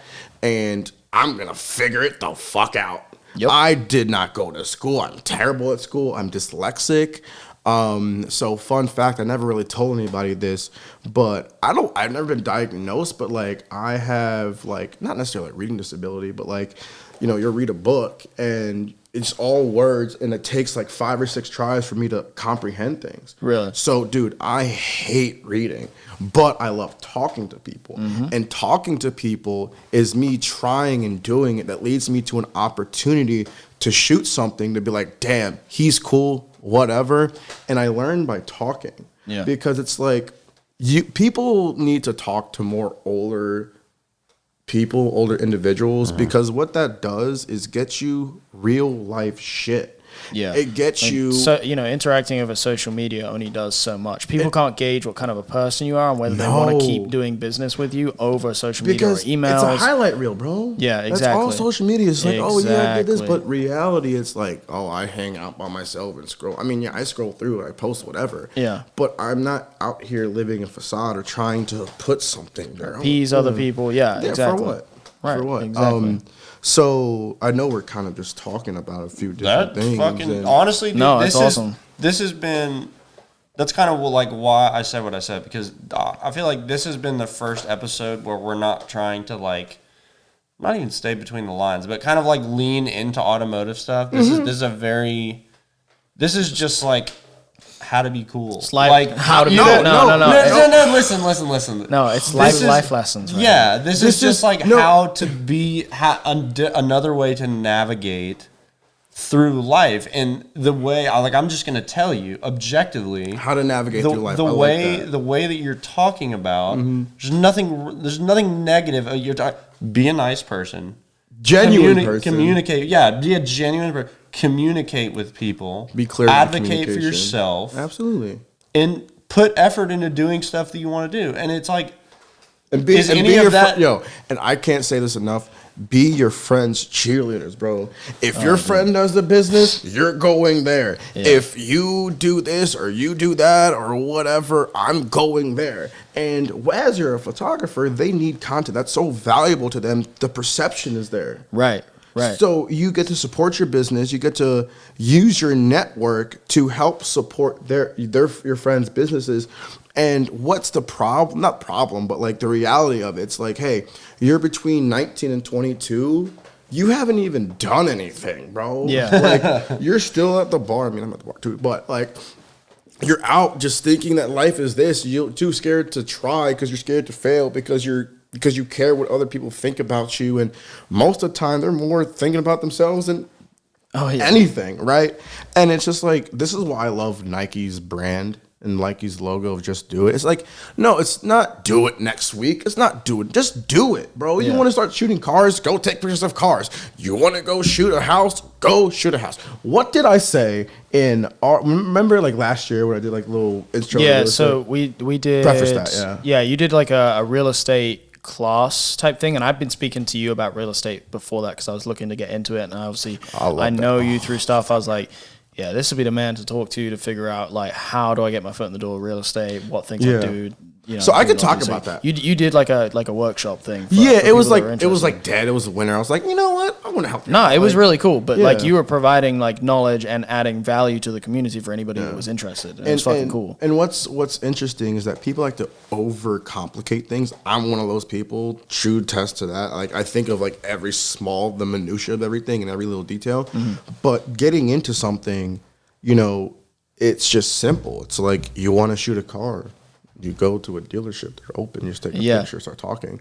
But with the real estate side of things, it's a little bit different if you want to get into the listing side because the real estate photography from a listing is the business. It's like, okay, it's all about risk mitigation in the beginning. It's like, hey, I don't know this kid. He's cool. His work's all right. But like, I don't think I'm comfortable paying him, but I'll give him a shot. Yeah. And what's always happens, like, okay, they always have somebody on standby. If it's just like, oh, nice try, I'll give you next one. They're kind of like giving you a pat on the back. But for anybody looking to get into real estate photography, I'm going to give like the 5 or 7 steps to do it, right? First things first. Hopefully you're not homeless. If you are, you know, you're doing good. But if you have a home, or if you have a home, family have a home, just take pictures of your house. Yep. You know, just to kind of learn and like, you know, wide angle has to be a wide angle because you got to show everything. But so first things first, shoot your house, get to learn it. And then the second thing you do is you go into these home builders and they're popping up everywhere. Like ask our apartment complex. Yo, I'm saying like if you wanted to right now, right? You go to the front and you ask for like. Well, I don't know if anybody's there at 11 o'clock or 11:02. Honestly, you don't know what time it is. Oh, shut up! No, we're time travelers. This is it's Sunday, March 2nd, 2024. All right. Anyway, that's definitely not a real date. No, it will be. Is it on a Sunday? You know that for sure. You can do technical error, but no. It's like, so going back to that is like. You go and you talk to these people again, talking to people. Hey, I'm Joey, whatever, you know, and I'm trying. Christopher. Sure, just listen name. I am this person. I am trying to do blank. Is it cool that I spend this amount of time taking pictures? Yeah. The person there, okay, you've established what you're there for. They know you don't have any malintent. You're just taking the pictures. Yeah, it could benefit them. It could not, but there's no harm in taking the pictures. Yeah. And then what you do is, hey, Mr. Man or Miss Ma'am or whatever, thank you, I appreciate it. What's your email? Or shit, my bad. How do I get? Like, how can I send these photos to you? I would like for thank you. Here you go. Yeah, giving something to them, providing value. Oh man, this was awesome. They respond. If they don't, you call them. You gotta call them a couple times. Yeah. And then what you do is like, hey, like, do you know any other realtors? Of course, they know other realtors because they're in that industry. Exactly, right? And then you meet one client, then you go to another client, and then boom, boom, boom, and 2.5 years later, you're doing whatever. Right. And I know we're on the subject of networking. I want to tell you guys about my Charlotte story. And when I moved there, I moved there October of 2019. Scott helped me move, and dude, I just packed my cars and dipped. I packed everything in the Forester and the Audi at the time, my B6 Ultra Sport Avant. And I'm like, well, this is it. And the reason why I moved to Charlotte is because I hate layovers. Okay. They got like a good airport at Charlotte, right? So being from Maryland, from Baltimore, right? Yeah. I flew out of BWI and will always have a hub because I always flew American. I don't fly Spirit anyway. But their hub is in Charlotte. So whenever I wanted to go somewhere, I had to go through that airport. and I'm like, yo, this sucks. Yeah. But I've come to learn the strategic place that the airport is. It takes, for me to fly back to Maryland, 45 minutes an hour. To fly to like Miami, 45 minutes an hour. To fly to the West Coast with the time zone going over there, it's an hour or two, right? But you lose it on a red eye. But all I'm saying is you become a valuable asset to your clients when you're trying to expand, you know, domestically, regionally, or internationally. Like, you can be somewhere you're accessible. It's like, yo, if someone calls me right now saying, hey, I need you to be here at this or that, book my flight. I'll see you next week. Or I'll see you at this point in time. You know? It's being accessible, becoming an asset. That's the value. And you learn all these things, but I'm sorry.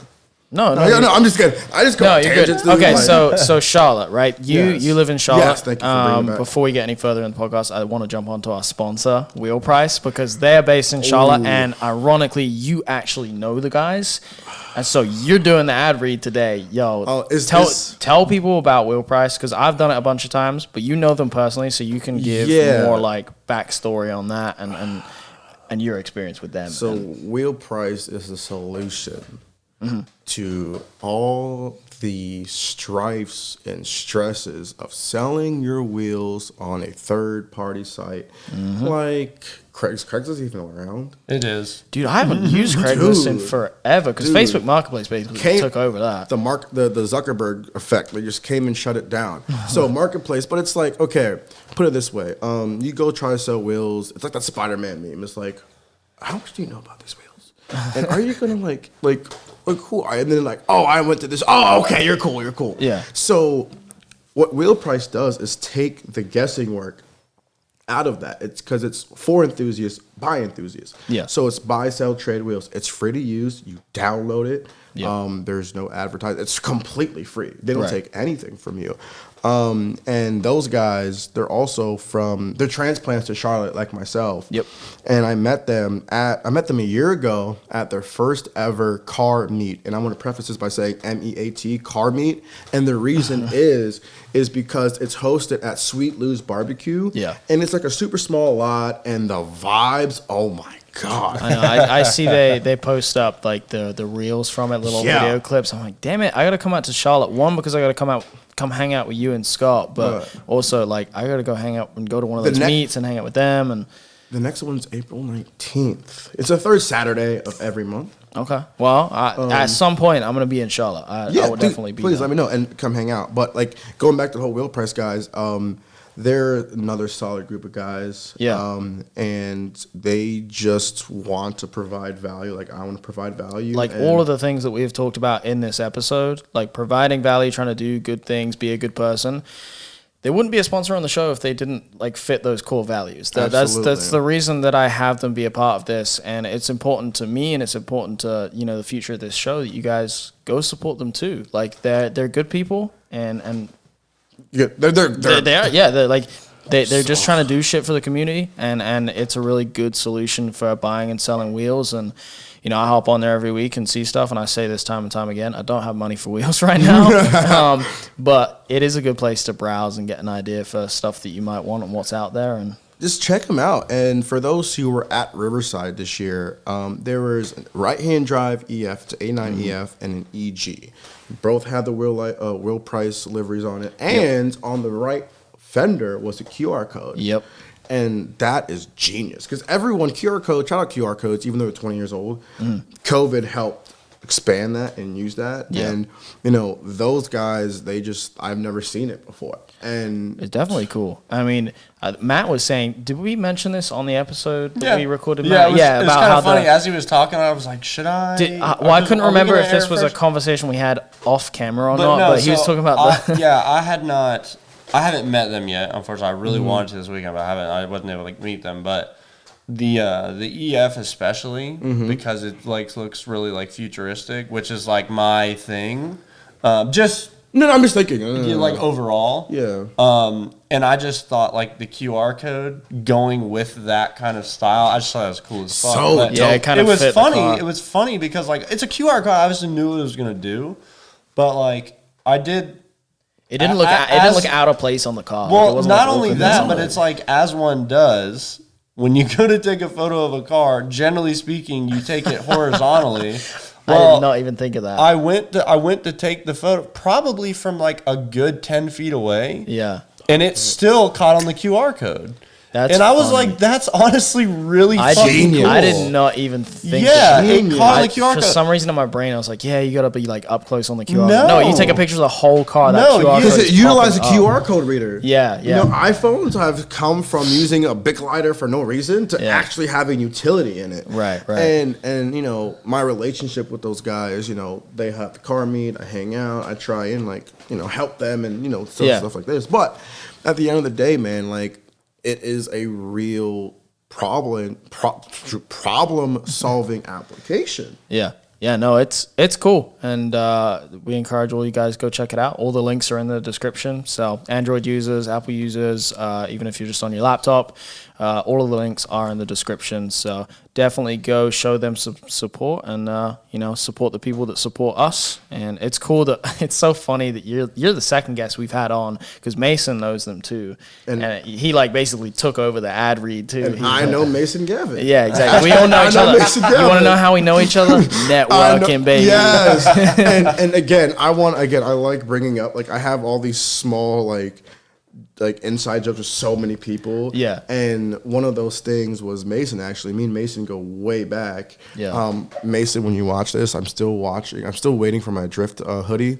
That's another inside joke. But he has the first gen or second gen 4Runner that he bought. First gen. First gen? Yeah. So he texts me at like 7:30, 8 o'clock in the evening, New Year's Eve this year. Oh, you're talking about the fucking Tacoma? Tacoma, yeah. Yeah, not Tacoma first gen, 4Runner. yeah. I'm sorry. He does have a first gen He do- 4Runner, but he has- not that. Yeah, you're talking about the Tacoma that he just bought? Yeah. So he texts me, and I'm like, oh, text from Mason. I'm going to be here tomorrow from Charlotte. Done. So literally, I was like, I'll see you tomorrow. I picked him up, and we touched up. We kind of touched base and, you know, caught up with everything. And like, the funniest part was when he was walking back down to the truck, he flew in an I Know Mason Gavin shirt, and we were like, yo, that's hilarious. Yeah.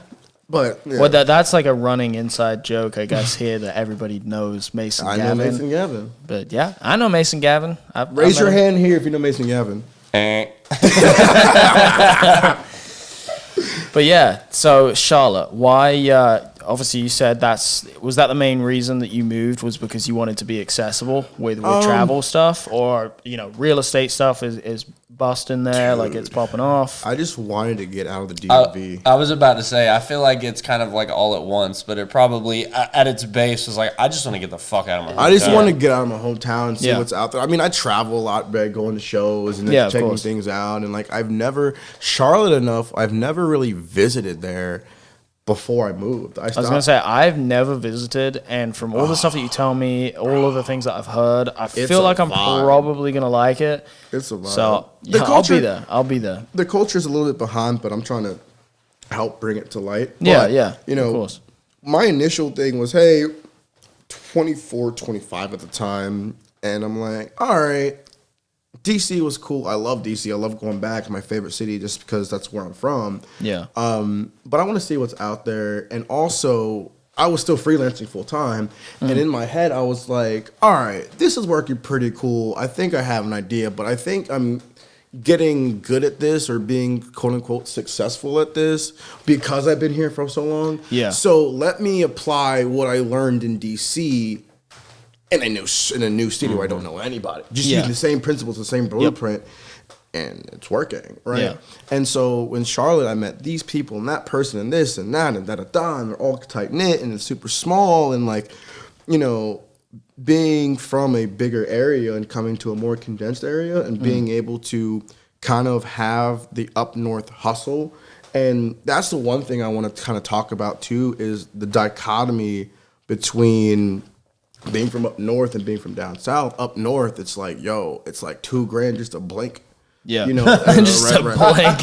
before COVID, right? And I'm like, I was living in my parents' house. It's very normal to live in your parents' house to like 25, 26. Yeah, You know what I mean? It's It's expensive. absurd. It's absurd. So like coming down here, everyone's like, oh, let's drink at 502 or like going to networking events at a brewery. Yeah. I wasn't necessarily a beer guy, but like I don't want to show up to a networking event with just what do I do with my hands, right? Right. So I learned like a Pilsner and this and that. And I just drink one or two and have a good time and you get to know someone very casual. Yeah. And that's when I knew I had a good idea of this is the right place for me. And where I live now, I live in the art district of Charlotte called Noda. Yep. And for those watching who are from Charlotte, you know, you guys know where that might. And I parked the Forester out there just because, like, it's easy for me to go, whatever. And that area is just super, super dope, bro. Yeah. Like, it's a slice of Brooklyn, and like that's the part I really hang out at because it's genuine, real people. You know? Yeah. There's other areas that I still go to, but I'm just like, I'm gonna go home. I'm gonna go back to my neighborhood. And Yeah. But yeah, Charlotte is just. It's coming that's up, cool, bro. man. Yeah, it sounds like you just found a place that you're comfortable, cool home, and I very much found that here, Chattanooga. And it seems like, that was a great transition. Yeah, because dude, I like, want to it's- talk about you, about me. What we talking about? Mr. LEP, Lep Automotive, Liam, Mr. Everything. All right, yeah. all right. I mean, you interview me. I am interviewing you. Let's do this. So The turns of both table. of you two, because we In terms met of table. turn the tables. Now this is welcome to the Speedy Pete podcast with your host. My name is Matt. Yeah, and now we have our special guest. Hi, I'm Liam. I'm really nervous. I've never been on the podcast before. But no, seriously, like both of you, because we only slightly know each other. Say, like, Well, actually, yeah, we should talk about like how yeah, we our kind of met. dynamic and So I don't actually remember like a distinct date or like a time that we met. I've always known who you were, and I think that maybe over time you probably just picked up, heard my name in certain places, and then like we just kind of Instagram. ran into each Yeah, other. it's And we're like, yeah, I was a big fan of we're your friends. work Yeah. and like the VIP stuff, which dude, VIPs, that's a whole other conversation. But I'm like, all right, this guy, I don't really know. At the time I couldn't distinguish you. I couldn't tell if you were like a photographer or a brand or a lifestyle or whatever. But then over time I got to see, I saw you at Riverside here a bunch of times and like, you know, we say what's up. Oh, hey, whatever. We start talking, and then like I don't think we hung out properly until tonight. Well, no, we did. We got dinner before Riverside. I want to say either last year or 2 years ago. Champies. Me, Yeah, you, yeah, Evan. yeah. We went and got food at Champies. Evan Trudeau. Yeah, that was like the first time that we properly hung out, I want to say. But we definitely spoken online and a bunch of times before. Yeah. And So it's like that. It's like that. We're homies. yeah, on there the wasn't internet. a distinct moment where like, yeah, we're friends. It Yeah. was just like we'd known of each other for a long time. That's honestly, so I'm sitting here thinking about it, right? Yeah. You and I, it's honestly, now that I'm like thinking it all through, it's really fucking funny because you and I became friends doing that weird thing that I feel like only guys do. Oh, sus where it's comments like, on where Instagram? it's like, listen, where it's like every time you're like around that other person, the first time you'll like, your friend knows them and you're like, oh, what's up, dude? Yeah. yeah. And then the second time you say, oh, like, what's up, dude? How you doing? And then the third time you start to have a little conversation. And then the fourth time you're like dapping each other up. Yeah. And then the fifth time you're like, bro, let's go get a drink. No, Yeah. not even. Like- no. For me personally, and I'm not everyone's cup of tea when they first meet me, but that's just because I just like to have a great time all the time, and I heavily roast. And like, I'm Yeah. joking. I'm joking 99% of the time. But anyway, you have high energy for sure. all the time, all Yeah. the time. It needs to be calmed down sometimes. But I remember meeting you. I think it was I'm sure we like shared adult beverages before and like forgot, but like I was like, oh yeah, I remember meeting that kid. But it was last year or whatever year I it was. think it was. We're at brunch at like Yeah, no, I want. Holy fuck! we I were think with it was with like- Mike, Deidre, all the Ohio people. With Yeah, Scott, and then Ben. I was with Ty. Al, You were at a different Koffel. table, Yeah. and I came by and said, "What's up to you?" Is that what happened? I think that's something. I think I have a story. It was something like that, but there was just like a mutual like, oh, what's up, dude? Dude. Like this and that, and then Damn. from that point on, just whenever we ran into each Look other, at that. Now you're on the podcast. Now we're hanging out, and that's the thing. That's why I love it. It's just like the natural progression of a friendship. It's just Yeah. like if it's all the vouch system for me. Like, Right, if this person knows you must be cool, okay, I'm gonna talk to you. Okay, I'm gonna make fun of you, but not in a bad way. Not like that. Like it's I'm not making fun of you. It's like being from This up is how I north, talk, okay? dude, I am normally the butt of the joke all the time and getting roasted constantly. Maybe for my sausage finger, that's a good one. My last name, like you name it, I've been roasted for it. Yeah. And it's like it's the camaraderie, it's the friendship. It's like if I'm not roasting you or not having a good time with you, there's something going on. Yeah. You know, and so yeah. But back to Liam. Sure. Great transition. I should be a host. Anyway, back to you. I mean, I just want to say, you know, I'm super proud of you, dude. Like, Dude, thank you. you know, I knew you were, you know, going through your things and living in Bowling Green and like talking about moving to Chattanooga. And Yeah, like, yeah. I think we talked about it. I'm like, go for it, dude. Go for it. Like, Right. being your biggest cheerleader behind the scenes and like to see you pack up everything, take out that Camry couch. Every time he mentions it, it changes to a different car. No, hashtag Camry couch. anyway, so it's just like you moved here, now you're living with your friends and living with Benny is how I know everybody because I met Benny with Aiden coming down to the first Riverside 2 in 2017. No shit. Dude, that was a story in itself. That was my first Riverside too. Was it? 2017. Talk about an adventure. That's what made me fall in love with this fucking city. Was Dude. was And it's a 2017 vibe, Riverside, bro. Yeah. It's very calming and like when you're like always doing something, you come to Chattanooga, it's like where? Yeah, you know what was really fucking cool? Like this year, that was different for every other year for me. Was this year? Obviously, it's the first year that I've lived in Chattanooga, and so And like be it's here. my hometown. I got to experience seeing like my friends and other people come into town, kind of like pick up, notice, and like start falling in love with the same things that I did when I first fucking came. I've said this probably like 3 times today, but Yeah. I call it the Chattanooga Long Con. Because The Chattanooga Long Con.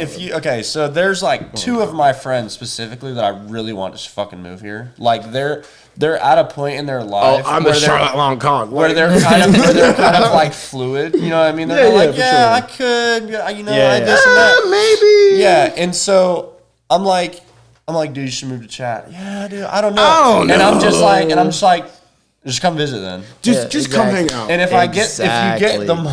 the more you get them to visit, the more you can watch them in front of your eyes be like, damn, Chat's pretty cool. And I'm like, I know, you should live here. And just Dude. every time they come back. I plugged that shit into everybody this weekend. Like I was Yo. hanging out with No. Don't move to Chattanooga until you move to Charlotte, bro. Like, Charlotte's a stepping stone to Chat. He's like, don't insult me like that. Nah, but I'm just saying, like, we're both cheerleaders for the new city because we want to show other people how our lives have changed. Yeah. from being Yeah, a city. yeah, And that's exactly. what I want to tell you with you. Like, it's like, you know, I notice and watch things. I can read between lines. I can read the energy behind certain things. And like your energy, dude, you have a new calling for life. And Oh, like, man, you're dude. just hanging with the homies and doing what you love. 100%. To be open about it, like Bowling Green. I don't know if anybody knows this, but I been there. Yeah, Bowling Green, Kentucky. It's middle of fucking nowhere. No one cares. There's barely any car scene there. I had maybe like 1 or 2 friends that 3 at a push, 4 maybe.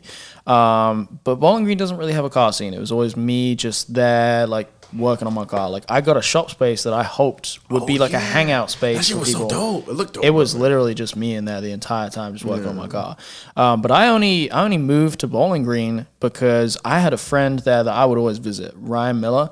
Like I'd stop by, hang out with him what does he all the drive? time. He had an E30. You remember that one with the Motul livery that was like it's green? Oh, he has dude. he did have the gold wheels on it. I'm having flashbacks. That name sounds so familiar. It's a really dope car. But Yeah. I used to visit him constantly in Bowling Green because like if I had an event that I needed to travel south for, like Florida or whatever, Bowling Green was like halfway between like Detroit and Florida. So it was like, oh cool, break up the drive, hang out with my homie. Are you from Detroit originally? Yeah, I lived Michigan. I lived in Michigan before. Like when I first moved over to the U.S., I went to Michigan. Dude, that's brick in the winter, bro. Oh yeah, it sucked. That's why I had to get out. But I only moved to Bowling Green for my ex-girlfriend because she was in nursing school down there, and it just made sense. I could move in with my homie, blah blah blah.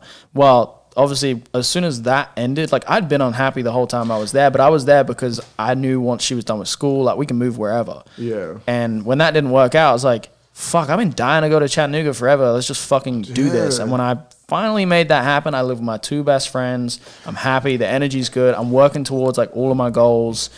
I love being here. So let's, again, I like talking about that thing because I'm big on energy, big on the universe. And like, now that you've seen what your life has produced on that, aren't you glad you took that risk? Because I remember we talked like, oh, I don't know. This is crazy, bro. Like, how am I going to pay rent? How the hell am I going to do this? This is all crazy. And then, you move here, you get everything. And dude, I quit my fucking job, moved here. I went full time with just doing LAP as a brand. At that one truck shop. Yeah, I worked at a shop called TSG, Spartan Garage. Shout out to them. Best employer I've ever fucking had. He hired me knowing that I was going to move. And those are the best people. And he did it just because he saw potential in me. He wanted to help me on that stepping stone. Dude, I cried my fucking eyes out when I left that job because, dude, my boss, Robert Bowden, shout out to him. Dude, he just was on my team, whatever it was. Like I provided value to him, but he was just looking out for me the whole fucking time. And I figured out what it is with those certain individuals because again, with real estate and the automotive world and who I'm with, those are the people that came from nothing. They know the hustle. They know, okay. People who can really see potential in someone, they see that because they can tell that, like, you're trying your hardest. They can tell that you're fucking working hard to try and get where you want to be. Yeah, and I want to, like, I don't know him personally, but we touch elbows at all the car events and everything else like that. It's a very prominent figure. SVJs, Rolls Royces, goes crazy. And I talked to him, and he's like, yeah, I started with the EG. Civic. Wait, who are you talking about? It's an individual, I think his name's Sancho. He's a very big Charlotte car figure, and like he's just one of those people who has, he's very affluent individual. Yeah. And he just, gives younger generation opportunities to learn and do all these other things because that's awesome. What I can assume is like he sees his old self in them, and it's like, damn. That's why I'm asking you. Like, I notice all your energy. You're much happier. Like, you're genuinely excited to talk to people and see people versus putting on that like business face and business voice. Like, how are you doing? It's like, hey, how are you doing? Like, you call your one friend, like, where you call them, they're like, oh, yeah, what's going on, man? And you're just, like, drained of the energy. Yeah. But then they call, he's like, oh, what's going on, man? Like, whenever somebody calls me, I'm like, yo, what's up? How you been? Yeah. Even they could have just, I don't know, dissected a frog. I don't know. Like, something depressing or whatever. Yeah. I'm like, hey, that doesn't matter right now. Let's just talk. We're homies. Like, if something going on, let me know. And that's what I want to tell you is, like, dude, I'm a huge fan of your work and how you cultivate and put together your booths and very VIP inspired and all the top builds and I appreciate that. Yeah, and like we saw each other at Gatlinburg. I was only there for the day, and I was with Mike again with the booth car. We chopped it up and dog. I don't know the name of the dude who drives that CLS 63, that white one. I think his name might be Matt. Fuck, I always forget names. I'm so bad with that. Yeah. But bro, my point is, I just love seeing at shows different platforms that are done very well. Yeah. Because you have your FRSs, no hate on anybody, but like you have your regular things that have been done, but then you got somebody, I'm a low key, like my dream car is an E63 wagon. I'm just a wagon nut. But just seeing somebody else, I want to just give that person a shout out. Like, that's fire. Oh, yeah, that CLS is absolutely gas. It's nuts. But not every car at your booth is super dope. And then the conversation that we had, like, remember at the pre-meet to the pre-meet to the meet to the other meet today, dude, Riverside should just be called River Meet. I don't know. There's so River Meet 23. But anyway, you saw me. You're looking at that Matt's LSGS, the purple one? Oh, the purple LS. No, I ran out. I was walking over that way, and you were pulling up. I just lost out, so I had a booth car bail, and I saw this LS 430 roll in, and I was like, yo, that thing is fucking sick. Who owns this? I ran around until I could fucking find it, and as I was walking up to it, you were also driving up to it, pointing out of your window. You're like, did you see this? I'm like, yeah, who the fuck? I'm like, yeah, who the fuck owns it, dude? What? Yo, and that's the thing. For the most part, it's like, it's just hilarious. We're just talking about like me end up like knowing half the world. Yeah, dude. I was like, I need this car, and you're like, yeah, I'll make a phone call. And then that guy came over, and we had the chat, and he was a booth call for me. We talked about this before we started recording. thing. Yeah. So shout out to Matt Meadows. Started Insomnia Motor Works in Raleigh. I actually bought my Forester from him up in Raleigh. My second one, not the beige grandpa interior one, but he's a good friend of mine. And whenever I'm in Raleigh, I try to hit him up, do that. But it's just so funny. It's like I'm driving by to do whatever, and then I hear you and I see you, and you're like, Pete, who owns this? Oh, that fucking car? Yeah. Give me 1 second. Right. Hey, where are you at? Come over here. Someone needs to talk to you. And what happens? You have a booth car. Yeah, we had a good chat and picked his brain a little bit, and he was down with it. I'm so thankful to have that car as a booth car, because that thing is on a level. Like my biggest thing with that car, if you guys ever get to check this thing out, if you find it, see it somewhere, motherfucker, all of the body lines on the side of the car are gone, but they added a body line that goes from the corner of the headlight the whole way down the side into the wing on the car. That was the part that tripped me out. And it's like the same. Just deleted all. It's like, the I didn't same know that was a thing. Same thing they Delete did body lines like that. on Elvis's car back in the day. Yo, and that I saw LS so like they were so like kind of similar in those ways, and I was, Yeah. man, that thing was fire. I'd never seen the car before, and then once he started talking, I was like, I remember this car when it was white. I have seen pictures of this car, and I was like, that's crazy. It's in front of me. It's crazy. It's part of my booth. And I feel so fucking lucky. Back up. I kind of blanked right there. So that car is Elvis's old car? No. It's not Elvis's old car, but I'm saying like there's similarities to it. But that car has been around for a long time. Yeah, absolutely. It's been around for like 5+ years. It used to be white. Okay. And so I remember seeing pictures of it white. And it just threw me for a loop. Like, it's wrapped purple because I guess they didn't have time to paint it before the event. But I was just like, I've never seen this fucking car before. And then he started talking and explaining it. And I was like, wait, I do know this car. Yeah. And I was just like blown away that it was just in front of me. And I feel so fucking blessed that it could like be in front of my booth. I gave him the best spot in the entire fucking pavilion. Yeah. I was like, this car is the showcase. It needs to be right here. And his whole entire ad is like, oh, okay, cool. Like, all right, whatever.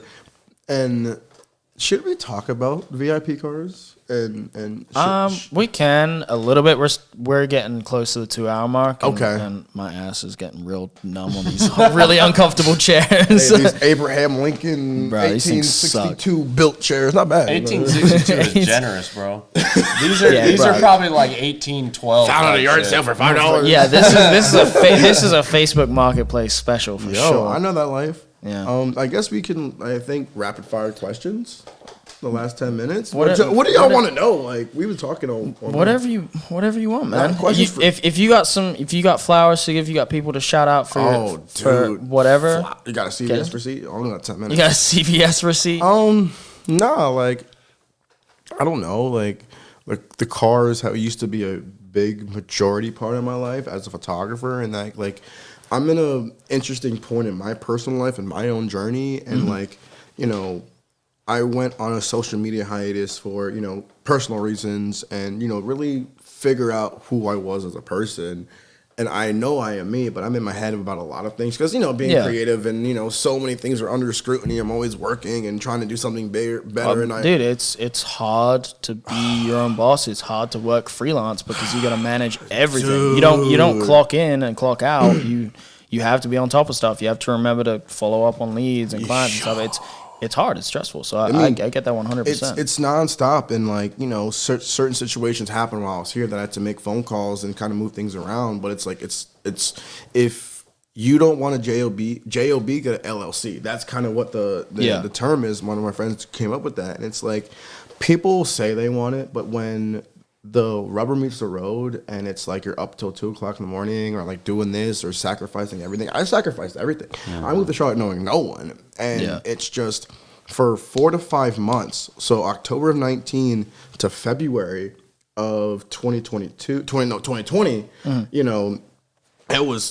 I was networking. I was, if it was something that was paid for, I didn't have money to, I would just take photos of these people for headshots or whatever, just to get into that bring value. If I'm not paying for something, I'm gonna make sure I give something back in return that's more of that value, right? Yeah. And then what's crazy is that I came to Riverside 2020 when everything when COVID shut down, when the world changed. But that shit was wild. But no, I'm just trying to think right here, like any closing words that I have for anybody watching this and kind of listen. And I've just trying to again add value and like for any young photographers out there, one thing I will say is if you're trying to make this a living, try and find other avenues. Yeah. Look at a business page's Instagram and see, hey, let me just take some photos for you. I'm not saying overshoot. I mean, we all overshoot, bro. Because you oversee something, be like, hey, what can I do for you? How can I help you? What is it? Because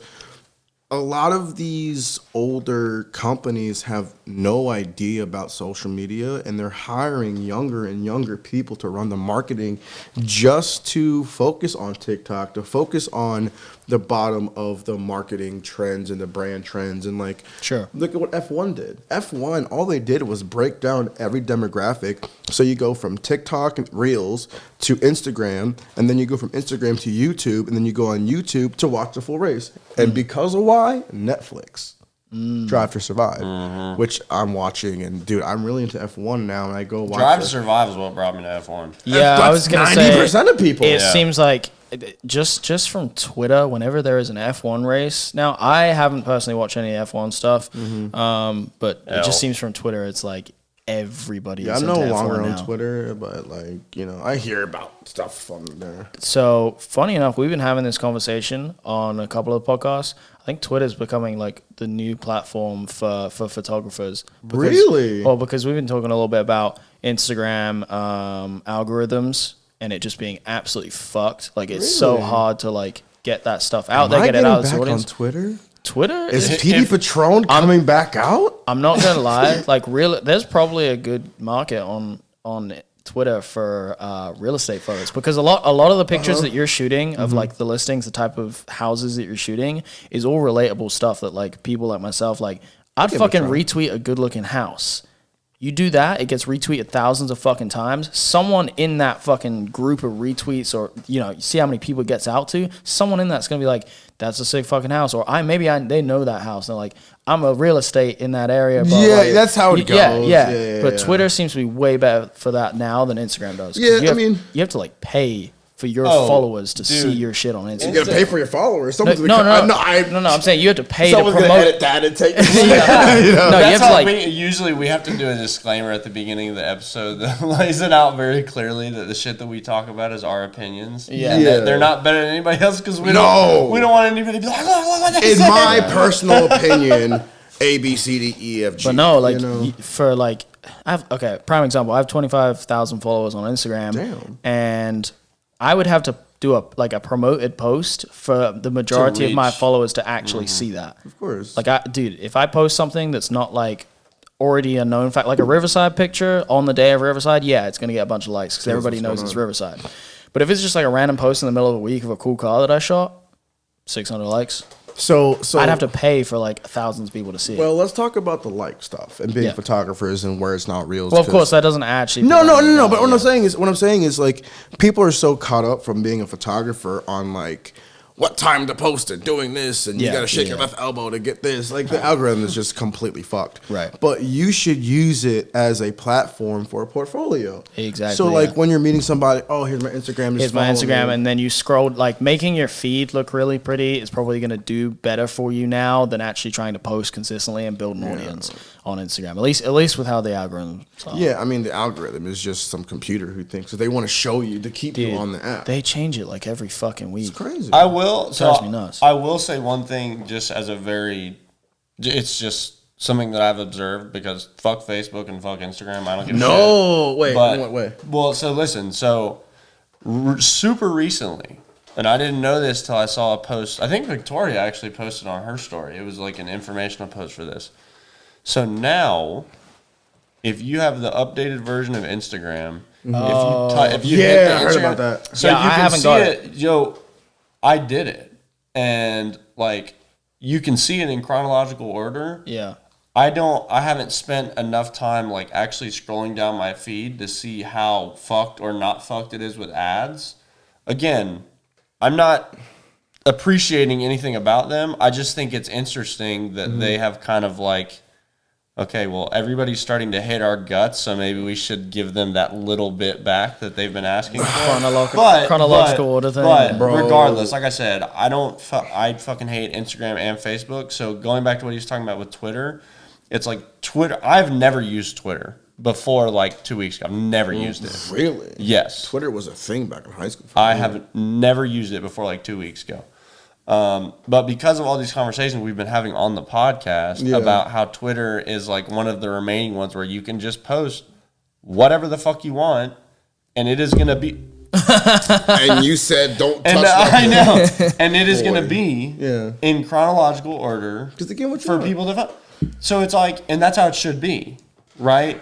And so it's just a logical transition for creative people who are sick of being suffocated by the algorithm. Yeah, and that's what people want to go to Twitter. But like again, this goes back, and I think we can close on this and whatever. I know. Are you strict on 2 hours or? Nah, you're fine. You can talk. But like it's my thing. It's just like I do things to be like a genuine love for it being dope. Mm-hmm. Like I'm super into selection and house music, and that vibe is amazing. And like I used to be like, it's like listening to like a Celine Dion song like quietly and being like kind of like a guilty pleasure.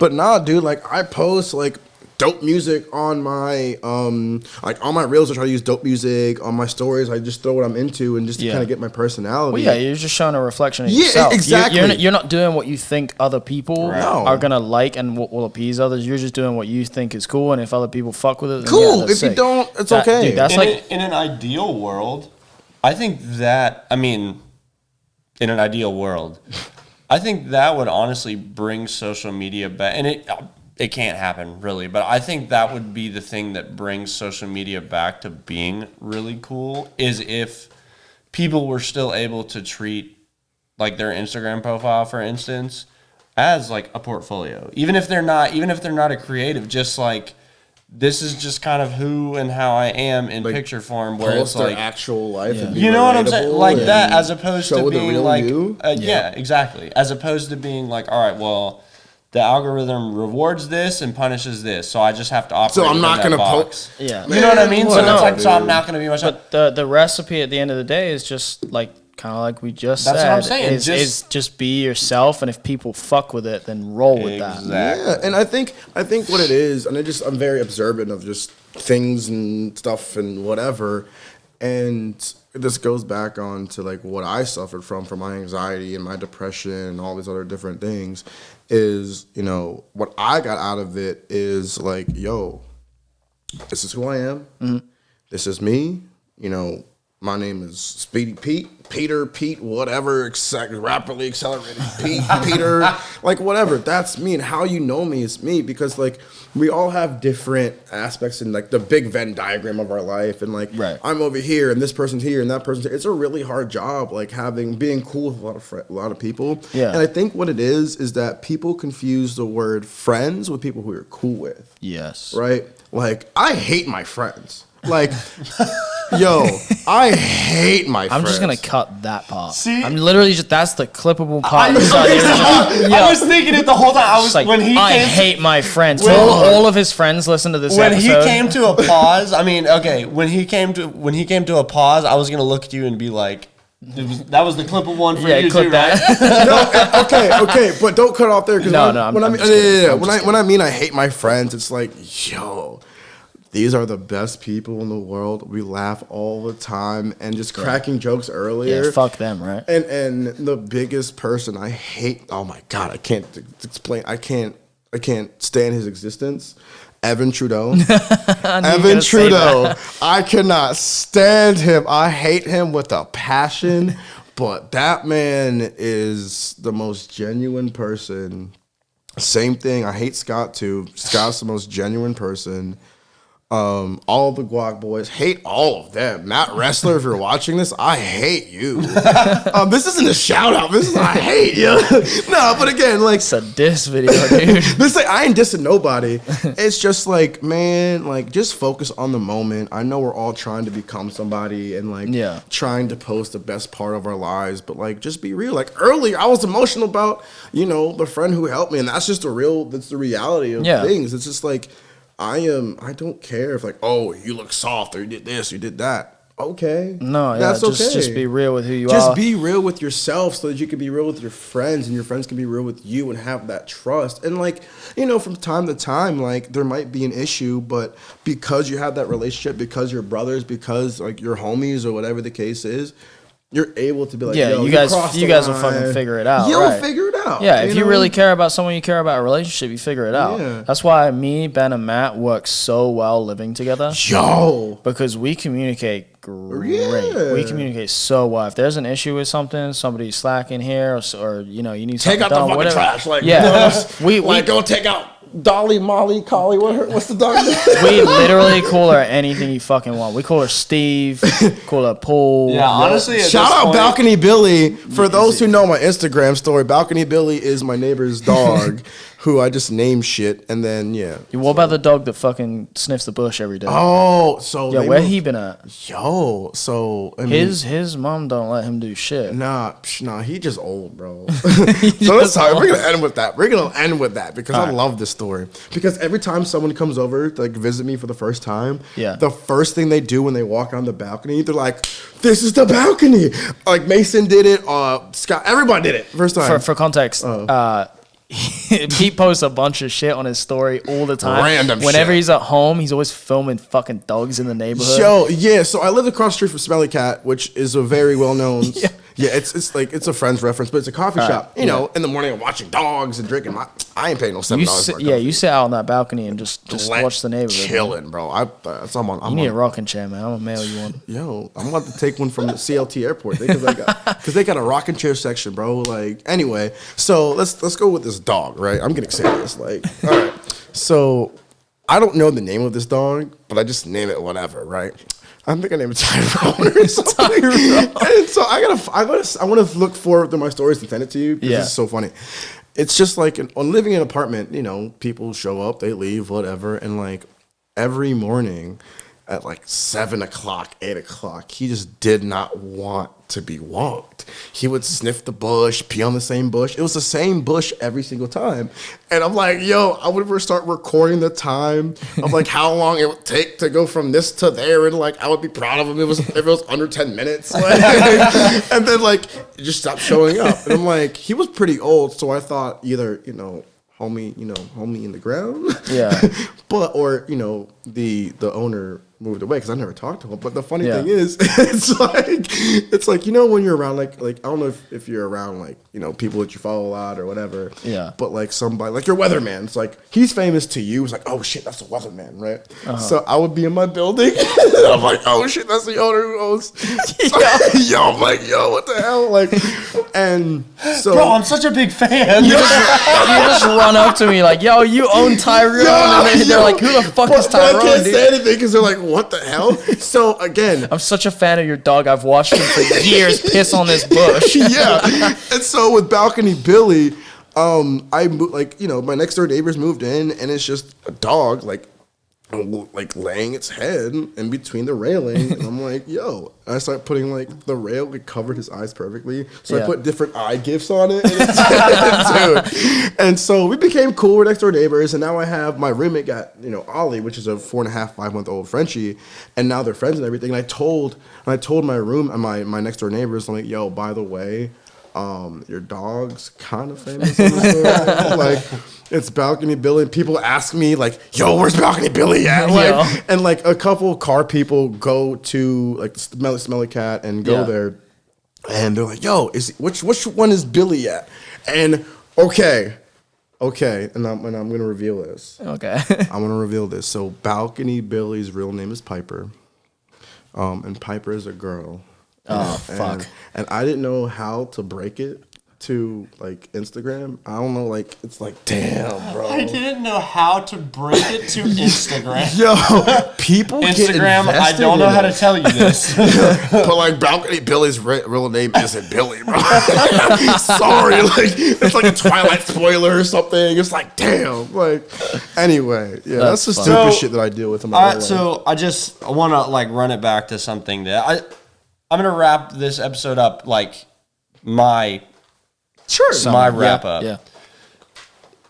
I've really appreciated this because, like I said, usually this is like leans pretty heavily into the automotive stuff. So as I said earlier, I really like that this has not had to lean into that. This has just been a really. I mean, it's all stuff that car people can relate to. Yeah, well, it's just like a very human cars. thing. But I think something for me that I've learned from this conversation, which I mean, I say I've learned it. I'm very comfortable in my knowledge about like how to be my genuine self. Of course. But like you and what you've shared, I think has put that in a really realistic like image of how important that is to just be your real genuine self, and like how that's never gonna not right. That will never not be advantageous to be your real genuine self. And it's just like so one of the things that you were talking about, that we were talking about, it wasn't even just you, it was me too, where it's the idea of like, just do it. You know what I mean? Coming from somebody that, you know, has had mental strength huggles. Mental strength. I'll give you a huggle right now. It's like so. It's mental health stuff or not. There are certainly days, weeks, months, for some people even years, where it's like the just do it is like you're like, I really want to, but I just fucking can't. And it's like, well, listen. Yep. You're just like, I really want to, but I just fucking can't. But whether it's because you don't have the energy or your brain just can't like get there, whatever. But one thing that I wanted to point out that I locked on to, taking the common denominator of everything that you said, okay, even if you feel like you can't do it, even if you just can't get that out of your body, at least be a genuine, real person. Yep. And this is very important. And again, to anybody who's still listening at this point, because at some point they're probably whatever. No, they're listening. But this is the most important thing that's gotten me through my darkest days. Is look, we survived 100. We've survived every single day that we thought was the worst days of our life, right? And what gets me through a crazy day where I'm like up at like 5 o'clock in the morning, go to bed at 2, and like just the shit hits the fan, everything goes wrong. I tell myself, I'm like, get to the end of the day, go to bed, get to bed. It's like, I don't want to talk to nobody, put my phone off, I'm not checking Instagram, I am just going to sleep, because you know why? You know why? You know why? No matter what the fuck happened on that day, the next morning, guess what it is? It's a new fucking day. And that's just the reality of life, bro. It is. That's how it is. I mean, it doesn't. That was my thing. It's the same fucking deal, man. Yeah. When you are in the darkest days you've had, I mean, it doesn't. Wherever that day is in the spectrum, it's like I said. You know, there can be days, weeks, months, even years where you just can't. You can't make it happen. As much as you want to, you just can't make it happen. And it's okay, and like what you're saying is so fucking important. I have been there so many times in my life where to varying degrees of like danger to myself, I just kind of had to be like, all right, I'm just gonna get through today. Yeah. I don't even know if for whatever reason I'll make it tomorrow or not. I'm just gonna get through today. Today. And all of a sudden, if you're getting through today, you're gonna wake up and be like, oh fuck, I got through this year. Yeah. You know what I mean? Compound interest is the best way to compound interest. Compound that shit. Exactly. So, again, this is the last shout out. I promise. So, the great part of knowing a lot of people and having my friendships and blah, blah, blah, having whatever. a good network. That's the good, but also at the same time, you know, I've had a lot of those same close homies, you know, no longer be here anymore, right? Yeah. And, you know, I get emotional because those are the same people where it's like, yo, the same way we're talking, you just never know when that's the last time you're going to see that person. Right. That's why now, like, my parents are getting older, they're both retired, and my dad's always taking photos. And, you know, my dad's a 68-year-old Haitian man that just finally upgraded to an iPhone 12. Dude, anyway, it's just like, I'm like, why are you taking photos? But now I'm like, oh. Now you get it. I get it. That's why Come for the Car, Stay for the People is such an amazing slogan, because, you know, It's all about the people. Without the cars are cool, but when you take your car away from you, who the fuck are you? You could have a really sick car. That's the point. If you're a dickhead owner, then you know. All right, imagine this: you had a car show, all really really sick cars, but every single owner of the car was a dickhead. It would be a silent car show with people sitting on chairs next to their cars, looking at each other like, "Why don't you come check out? You come check out my car? No, you do it first." You ever been to a Corvette show? Yes, dude. Weirdest shit. People. My Corvette's cooler than your Corvette because of this and that. Man, listen. Anyway, but yeah, like, you know, yeah, just being a good person, like having cool cars is one thing, but being like a cool, down to earth, humble person, just being yourself is ultimately like what makes the community a good place. Quick little secret for everybody, and don't use this as an excuse to not put effort into your car. But if I like you, and we're friends, and your car kind of sucks, I'll be honest with you about it, but I won't talk shit about it. I will not fucking light you up because I hate your car. No. Like, that's part of the banter. Like, you know how we talk about roasting each other? Yeah. If your friends' cars ain't up to par, roast them. So, no. Not like in a way where it's going to like, I don't know. It's a balance. If they're your close friends, you can roast them, and they'll eventually either they're gonna be like, yeah, I don't really give a shit that I'm on rep wheels because it's my car and I don't care, or they're probably like, yeah, I want to aspire for it. Yeah, you gotta see where they are, right? And you gotta give constructive criticism. Always. If I tell you, oh, your photo's trash, and I don't say anything, I'm just a hater, right? Right. But if it's like, hey, look, you're on the right path, just look at it this way, right, or do this in a way, because you can't just continue to roast somebody without trying to help them better themselves and teach them a thing or two. That's the way you can do it. It's like, yo, yeah, your friends that want to roast you because, again, you got a camera couch. But